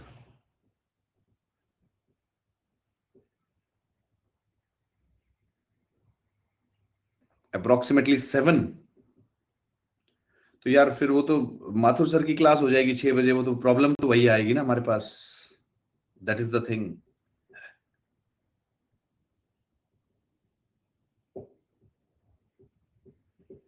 डबल क्लास नेक्स्ट वीक से शुरू करूंगा मैं, डेली नहीं, बीच बीच में लूंगा मैं डबल क्लास। यस। कल मेरे जो जहां मैं बिजी हूं, थोड़ी क्लासेस मेरी बढ़ रही थी, वो कल खत्म हो जाएंगी। माथुर सर की क्लास बंद हो गई क्या?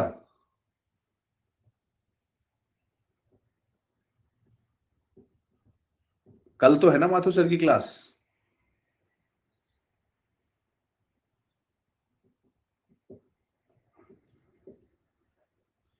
हाँ, तो एक बार कल मैं उनसे डिस्कस भी कर लूंगा। अगर उनकी नहीं हुई और तुम्हें अगर जैसे इफ्तार वाला एंगल है, तो आई कंसिडर दैट, तो हम 9 बजे शिफ्ट कर सकते हैं, कोई दिक्कत नहीं है। ठीक है। वो कोई ऐसी खास बात नहीं है भाई, इतना तो एडजस्ट हम लोग कर लेंगे यार, कोई दिक्कत नहीं है।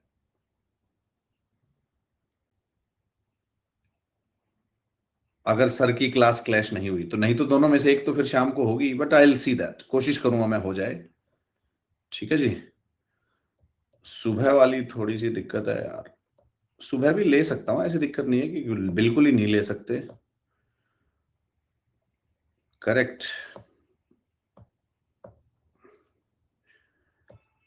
दोपहर वाली बात नहीं बनेगी यार, देखो, दोपहर वाली बात नहीं बनेगी। सुबह 11 बजे के आसपास से लेकर 2 बजे तक का टाइम फिक्स है मेरी बेटी का, वो उसमें कोई क्लास नहीं होगी। ठीक है भाई। I will see. अरे रुक तो जाओ यार, मैंने कहा मैं देख लूंगा। तुम अपने डाउट्स पूछो, बाकी चीजें छोड़ो। Those who want to leave the class they can leave the class, बाकी अपने डाउट्स।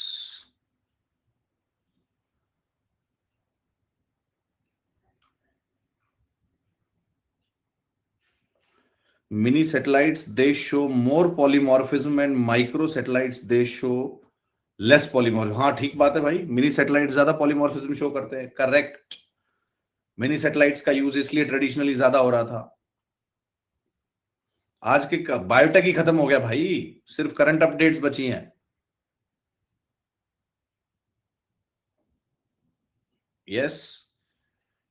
देखो चीजें और भी हैं पढ़ने की, जैसे क्लोनिंग का एस्पेक्ट है, लेकिन वो बहुत पुरानी चीजें हो गई हैं, उसको अब मैं यूं एक एक चीज कराने लगूंगा तो बात बनेगी भी नहीं। Yes.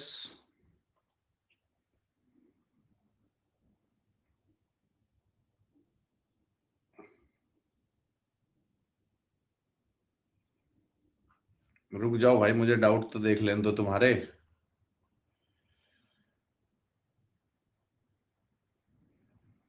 Yes, both can be used, monoclonal antibodies as well as interferons. कल क्लास नहीं है हमारी भाई, कल बताया तो, माथुर सर की डबल क्लास है कल।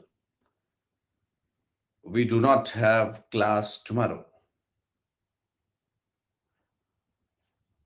Jaideep Joshi has a doubt. लाओ भाई जोशी जी, क्या डाउट है? माइक्रो सेटेलाइट्स में ज्यादा होता है, मिनी सेटेलाइट में देखो पॉलीमॉर्फिज्म के चांसेस ज्यादा रहते हैं भाई।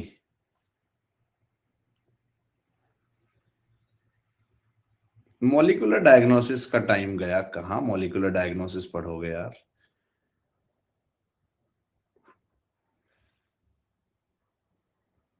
Again the same query, my foundation के नोट्स, यार मैं नहीं दिला सकता, देखो आप अपने दोस्तों से पूछो, दे कैन हेल्प यू।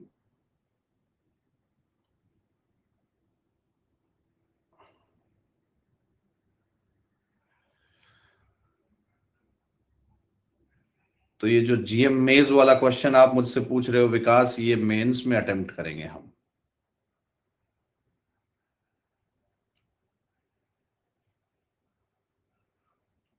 और यूएस से भी जेनेटिकली मॉडिफाइड हम लोग ऐसे नहीं है, कार्टाजीना प्रोटोकॉल के थ्रू आएगा कुछ ना कोई, ऐसे थोड़ी हो जाएगा भाई।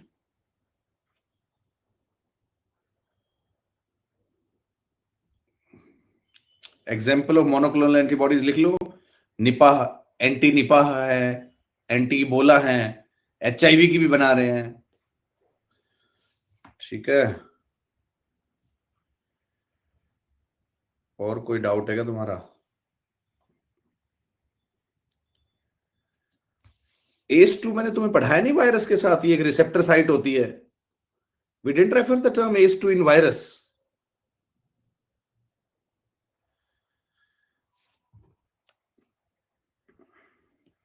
ACE2 जो है ये होता है एंजियोटेंसिनोजन कन्वर्टिंग एंजाइम। बेसिकली ये हमारी बॉडी सेल्स पे प्रेजेंट होता है, which is the receptor site for virus. इसी के ऊपर रिसेप्टर साइट है, इसी के साथ स्पाइक प्रोटीन्स अटैच होते हैं कोरोना के। Spike proteins of corona attach over here. तो ये वायरस की एंट्री करवाते हैं हमारी सेल में। ये होता है ACE2। ये कोविड के टाइम की खबर है, जा चुका, अब कहाँ ACE2 पूछेगा यूपीएससी, बट लिख लो तुम्हारा मन है तो। ठीक है जी, और बताओ। इंटरफेरॉन्स, हाँ एंटीबॉडीज प्रोड्यूस कराएगा नॉर्मल बॉडी में, और क्या।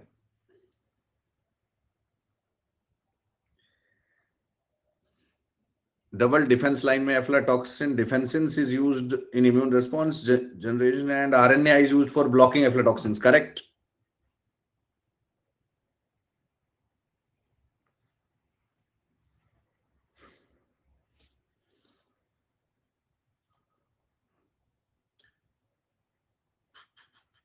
यार टीलोमरेज सबसेशन, और ये क्या कर रहे हो यार? Gene therapy can be make slow ageing humans. यार ये चीजें आप कैसे कह सकते हो? That you cannot say. हाँ you can try for that, but ageing को स्लो करना इज समथिंग आई कैनॉट से।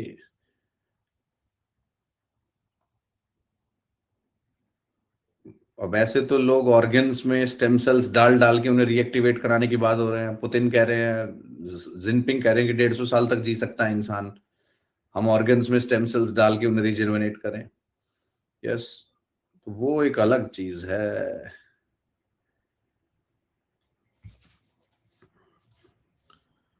कोई मस्कीटो ट्रांसजेनिक पिग्स क्लोनिंग नहीं। ट्रांसजेनिक पिग्स जेनोगेमी जो है, जो आपका जेनो ट्रांसप्लांटेशन है, वो करंट में है, मैंने डाला हुआ है, चिंता ना करो। ठीक है,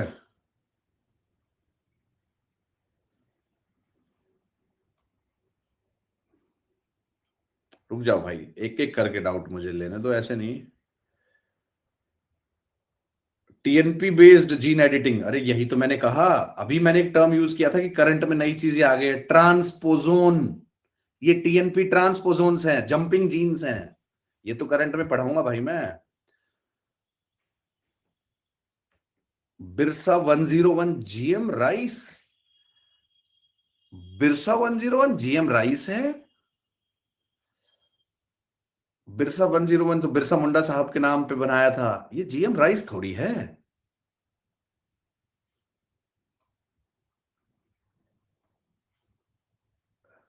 Birsa 101।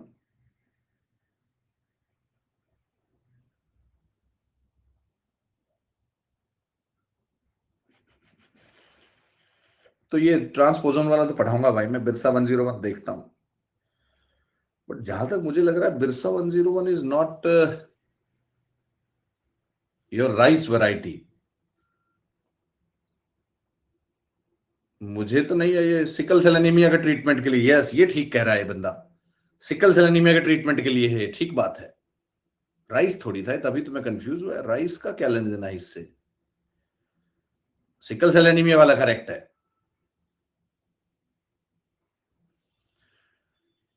CRISPR-Cas9 use for environmental preservation में CRISPR-Cas9 क्या है? जीन एडिटिंग टूल है। तो जिन जीन से उसकी एंडेंजर्डनेस बढ़ रही है, जिस जीन से किसी स्पीशीज को आपको ये आइडिया लगेगा कि भाई इससे इसकी लॉन्जेविटी हो सकती है, उन जीन्स को आप एडिट करोगे ना।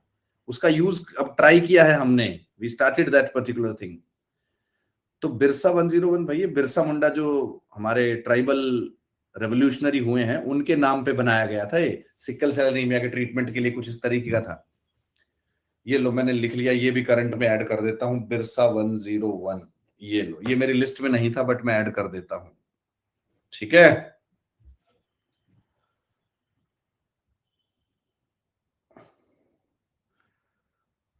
Sonali Bansal modern history 700 pages, any other source as prelims is nearby. यार क्या बताऊं मैं, देखते हैं कोई मिले तो कुछ इस तरीके का।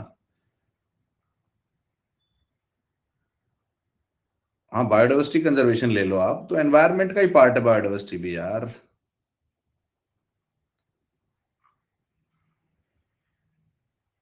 एनवायरनमेंट की क्लासेस रह गई हैं। How can I complete environment और क्लासेस और यार देखो, क्लासेस कर लेनी चाहिए। दो दो सवा दो दो घंटे की क्लासेस हैं यार, मेरे हिसाब से तो कर लेनी चाहिए।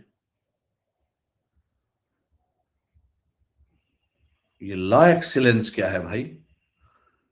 लॉ एक्सीलेंस नोट्स क्या है ये?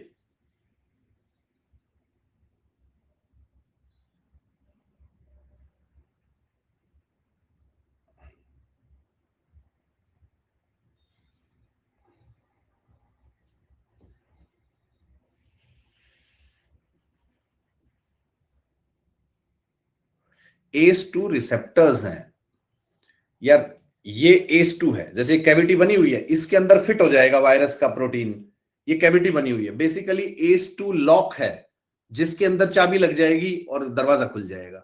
तो ACE2 allows the entry of virus in the cell. ये रिसेप्टर साइट्स हैं हमारी सेल्स पे। बस आरएनएआई में डबल स्ट्रेंडेड आरएनए, देखो आरएनएआई में double stranded RNA basically RNA का एक नया स्ट्रैंड क्रिएट होता है डीएनए रेप्लिकेशन को ब्लॉक करने के लिए। बेसिकली ट्रांसलेशन आगे ना बढ़े, ट्रांसक्रिप्शन से ट्रांसलेशन ना हो। ये आरएनए एक स्ट्रैंड था, उसके साथ एक कॉम्प्लीमेंट्री स्ट्रैंड अटैच हो जाता है। यस, तो वैसे तो आरएनए सिंगल स्ट्रैंडेड है, बट एक और स्ट्रैंड अटैच हो गया तो फिर वो ट्रांसक्रिप्ट, जो ट्रांसक्रिप्ट बनी थी वो ट्रांसलेट नहीं हो पाएगी आगे, मतलब प्रोटीन नहीं बन पाएगा आगे। ये कॉन्सेप्ट होता है इसमें। करेक्ट। देखो भाई, पीसीएन से कुछ नहीं होगा। पीसीएन तो आप लास्ट में एक बार पढ़ लेना बस, पीसीएन से बात बनेगी नहीं। ये तो देख ही लिया होगा तुमने।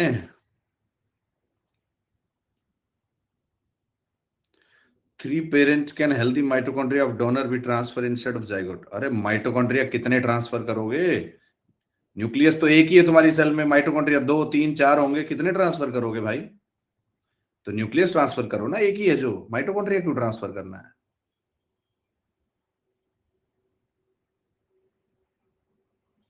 Let me see the doubt section, रुको भाई, और किसी का कोई कंसर्न बचा हो तो।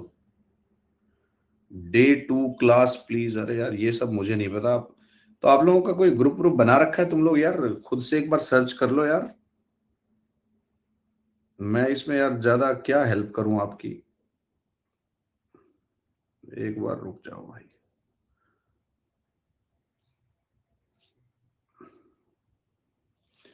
और कोई डाउट भाई, कोई ऐसा जो, जो डाउट वाले सेगमेंट में तो मुझे ऐसा कुछ दिख नहीं रहा है।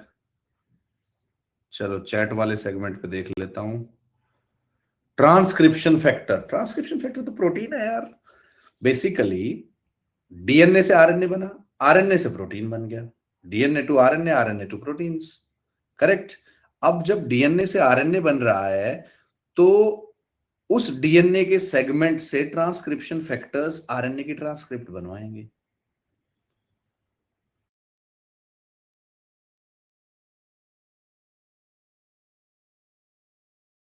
उसका टेलीग्राम का। Are we back to the discussion? Are we back to the discussion? एक बार डिस्कनेक्ट हुआ था टेम्परेरीली। ओके ओके, तो ट्रांसक्रिप्शन फैक्टर्स मैं बता रहा था, क्या मैं बता पाया या वो रुक गया था बीच में?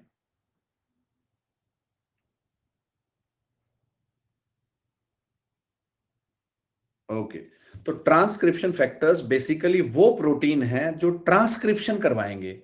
अब डीएनए से आरएनए बन रहा है, जीन से आरएनए बन रहा है, तो ट्रांसक्रिप्शन फैक्टर उस जीन की एक्टिविटी को रेगुलेट कर रहा है। अगर ट्रांसक्रिप्शन फैक्टर ट्रांसक्रिप्शन करवाएगा तो वो जीन ऑन है, ट्रांसक्रिप्शन फैक्टर अगर नहीं करवाएगा तो जीन ऑफ है। तो जीन की रेगुलेटिव एक्टिविटी को रेगुलेट कर रहा है, बस वो इतना होता है ट्रांसक्रिप्शन फैक्टर। बहुत बेसिक बेसिक सी बातें हैं यार, ये तो एक एक दो दो सेंटेंस इनके बारे में पढ़ लो, बस बहुत है हमारे लिए। करेक्ट। और बताओ किसी की कोई कंसर्न? अरे भाई somebody please paste the doubts over here, वो टेलीग्राम लिंक ओवर हियर डाल दो यार, ये पागल हो रखे हैं टेलीग्राम के चक्कर में। 2 महीने हो गए क्लास शुरू हुए, इनको टेलीग्राम का लिंक नहीं मिल रहा अभी तक, पता नहीं कौन सी दुनिया में है ये।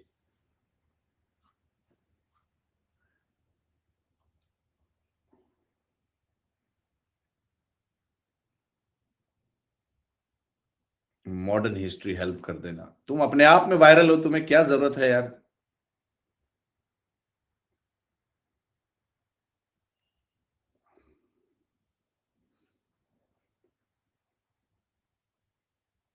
क्लासेस के साथ सीसेट एंड टेस्ट कैसे मैनेज करें? देखो सीसेट का इतना बर्डन नहीं लेना, सीसेट के आप डेज फिक्स कर लो कि आज किया, ऑल्टरनेट डे पे एक एक पेपर करते रहो सॉल्व यार। ऑल्टरनेट डे करो ना, रोज क्यों करना है? या अभी फरवरी मार्च में तो आप वीक में 2 दिन भी कर सकते हो, एक एक पेपर, पूरा पेपर सॉल्व किया, एनालाइज कर लिया, वीक में 2 दिन कर लो। यस, उसके बाद फिर आप बढ़ा दो उस चीज को।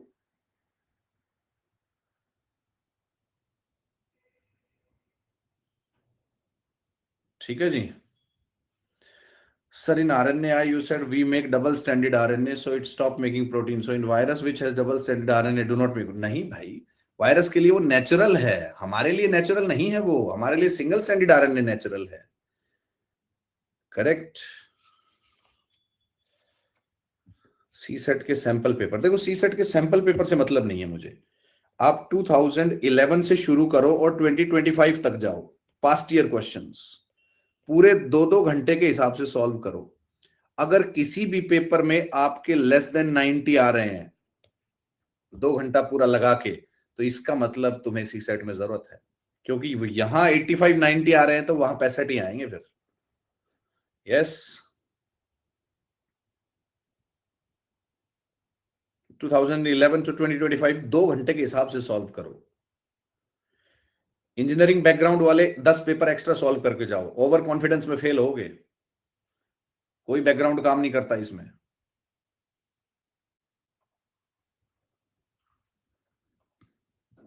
नहीं, protein is not a genetic material भाई। देखो किसी चीज का कॉन्फिडेंस, ओवर कॉन्फिडेंस मत रखना। मैं तुम्हें एक बहुत छोटा सा एग्जांपल बता देता हूं बेटा इस चीज का। यस, एक बहुत छोटा एग्जांपल बता देता हूं तुम्हें।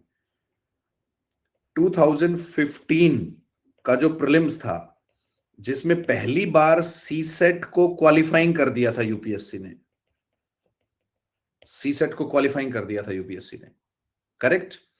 इसमें ओपन कैटेगरी की कट ऑफ 107.34 थी और मेरे 106.82 नंबर थे। मैं फेल हो गया था इस प्रीलिम्स में, क्योंकि सी सेट से पास होते थे, बहुत मार्जिन से फेल हो गया। और यहां मुझे फेल कराने वाला सब्जेक्ट एनवायरमेंट था, उसके 2 क्वेश्चंस की सिली मिस्टेक कराया मैं। ये दोनों मैं छोड़ भी देता तो भी मैं सेलेक्ट हो जाता भाई, नेगेटिव मार्किंग नहीं होती ना, मेरा ही सब्जेक्ट मुझे ले डूबा। तो ओवर कॉन्फिडेंस नहीं होना चाहिए कि मैं कर लूंगा।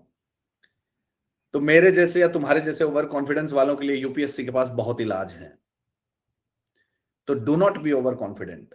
और सबसे बड़ी दिक्कत जिनको आने वाली है वो है, जैसे फॉर एग्जांपल जिसका हिस्ट्री ऑप्शनल है, जिसका ज्योग्राफी ऑप्शनल है, जिसका पीएसआईआर ऑप्शनल है, या जिसका पबेड ऑप्शनल है। अगर ये सोचेंगे कि मैं जीएस का हिस्ट्री नहीं करूंगा, मेरा तो ऑप्शनल है, जीएस का ज्योग्राफी, जीएस का पॉलिटी, जीएस का पॉलिटी, कि मेरा ऑप्शनल है ये तो मैं क्या ही करूंगा, वो पक्का फेल है। मुझसे आज ही लिखवा लो, आज ही लिखवा लो मुझसे। यस, जिस सब्जेक्ट में तुम्हारा बैकग्राउंड है ऑप्शनल है उसे तो जरूर करके जाओ, क्योंकि वो लाइटली लेके तुम्हारे गए। Prelims is totally different, mains aspect is totally different. ठीक है, तो कोई इस तरह का ओवर कॉन्फिडेंस रखना ही नहीं है मार्केट में। सीधा सीधा सा अपने ईमानदारी से सारी चीजें पढ़ के जाओ और ढंग से पेपर दो, ढंग से पेपर दो। कोई इधर उधर की बातें करनी ही नहीं है भाई तुमने। ठीक है, अपनी पढ़ाई पे ध्यान दो, जो भी वीक एरियाज हैं उन्हें क्लियर करो, और जहां लगता है कि भाई देखो, ढंग से जब पेपर पेपर सॉल्व करोगे तो उससे ये पता चल जाएगा कि ये हमारा कौन सा सेगमेंट है जो वीक है, उस सेगमेंट पे अपना ध्यान दो, उस सेगमेंट पे ध्यान देके पढ़ाई करो। तो ये बिल्कुल नहीं करना भाई। ठीक है,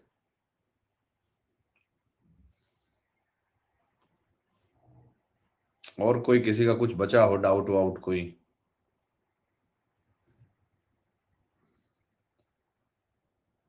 प्रियॉन्स, प्रियॉन्स वायरस है बेसिकली यार, जिसका डीएनए आरएनए दोनों ही बेकार है।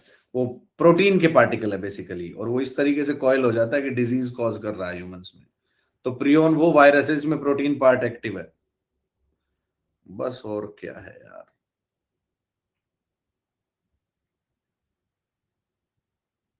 कोई हार्ड वार्ड कुछ नहीं है, फर्स्ट अटेम्प्ट कुछ नहीं है। फर्स्ट अटेम्प्ट मेरा सबसे आसान था, बिना पढ़े क्वालिफाई हुआ था प्री कुछ भी नहीं है यार, डरने की जरूरत नहीं है। ठीक है, देखो, ड्रेविड बन के काम नहीं चलेगा, सहवाग बन के खेलो, फ्रंट फुट पे रहो। अटेम्प्ट पहला हो चाहे चौथा हो पांचवा हो, कॉन्फिडेंस के साथ जाना है, ओवर कॉन्फिडेंस नहीं करना है। अरे ये डाउट डबल क्लास वाला तुम्हें क्या दिक्कत हो रहा है भाई आदित्य? अभी मैंने कहा है कि will plan double classes in the coming week. तुम्हें क्या दिक्कत है ये बताओ, कहां जाना है तुम्हें?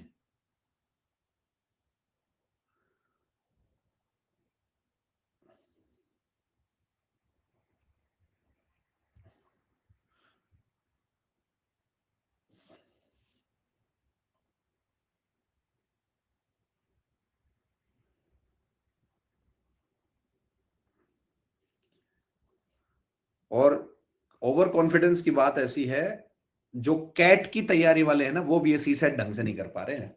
मैं तुम्हें बता रहा हूं, ये जेन्युइन फैक्ट है। इस एग्जाम की डिमांड ही अलग है, उसे इसी एग्जाम की तरह फुलफिल करो।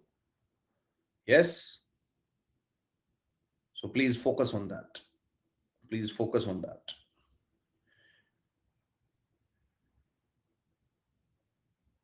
अरे 2 क्लास डेली नहीं होंगी भाई, कभी वीक में 2 दिन रख दी, उससे अगले वीक में फिर 2 दिन रख दी, ऐसे कोई 2 क्लास नहीं होंगी भाई, क्यों चिंता कर रहे हो तुम?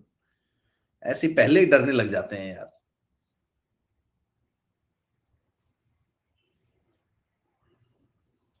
गांव बसाने लुटेरे पहले आ गए, अरे अभी शुरू तो करने दो यार।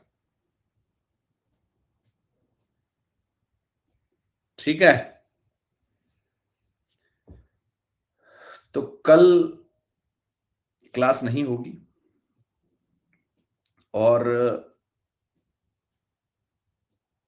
बाद परसों का जो टाइमिंग्स है आई कन्वे, परसों दोनों क्लास करने के चांसेस हैं हमारे।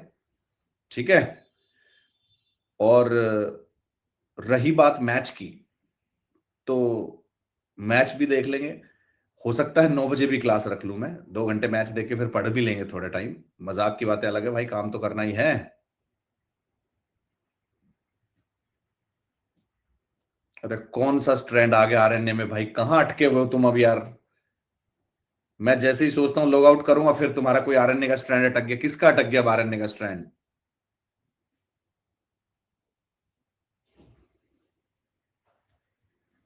कौन सा आरएनए, दूसरा स्ट्रैंड कहां से आ रहा है आरएनए में? क्या तुम आरएनए आई की बात कर रहे हो? आरएनए आई में स्ट्रैंड दूसरा एज सच नहीं है, उसका टेम्पलेट क्रिएट होता है। उसका टेम्पलेट यार, तुमने करना क्या है उस चीज का भाई? यस, वो उसका टेम्पलेट क्रिएट होता है। प्रोसेस थोड़ी करके दिखाना है उनको वहां पे यार, गलत जा रहे हो, छोड़ दो।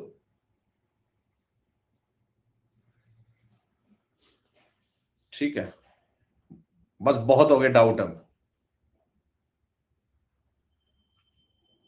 अब किसका डाउट रह गया भाई? डाउट सेशन में कौन सा डाउट है भाई? अब तुम्हारा क्या रह गया? वैष्णव, मैथ्स बैकग्राउंड होके भी सी सेट का मैथ सॉल्व नहीं हो रहा है?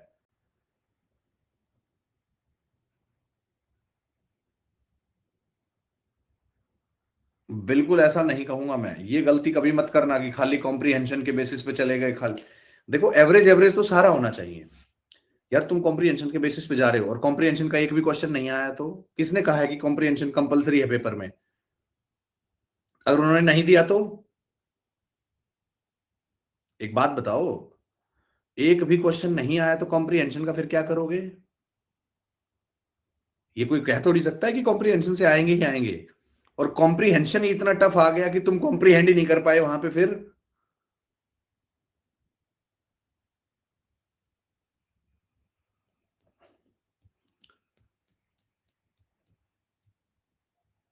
तो ये बिल्कुल नहीं करना।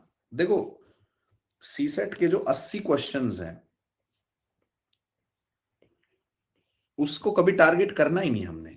हमें कंफर्टेबली, बिना दिमाग पे प्रेशर लगाए 50 क्वेश्चन वो देख लेने हैं जो मैं ठीक कर लूंगा बस। नेट तो 26 ही चाहिए भाई क्वालिफाई करने के लिए। इसमें 10 क्वेश्चन गलत हो गए, 15 भी गलत हो गए तो भी क्वालिफाई हो यार।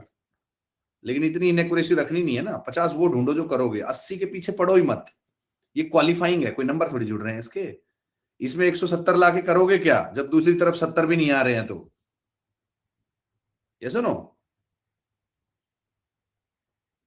तो 50 क्वेश्चन टारगेट करो। 100 तुम 80 टारगेट ही क्यों कर रहे हो? उस 50 में 10-15 क्वेश्चन मैथ्स रीजनिंग के कर लिए, मैथ के कर लिए, 10-15 रीजनिंग के कर लिए, 10-15 कॉम्प्रीहेंशन के कर लिए। और जो आपको एक आधी चीज अच्छी लगे, number system, data interpretation, Venn diagram, कुछ ना कुछ उठा लो। किसने कहा है सारे क्वेश्चन करो यार? 50 क्वेश्चन उठा लो अपने। ठीक है, तो आई थिंक तुम्हारा डाउट्स वाला भी काम हो गया है अब। ठीक है,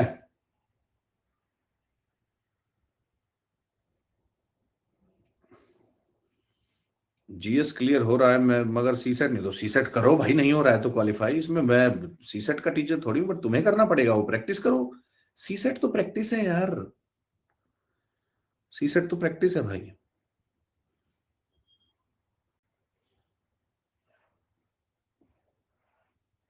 80 क्वेश्चन अटेम्प्ट करने ही नहीं है, आप 50 पे ध्यान दो। ठीक है, चलो।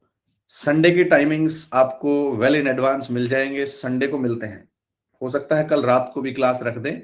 मतलब क्लास होगी कल तो भी मैं 2 घंटे पहले बता दूंगा कि we are having the class. Telegram group अपना देख लेना। करेक्ट। कल के चांस कम है। मैच नहीं, माथुर सर की डबल है, उस वजह से चांस कम है।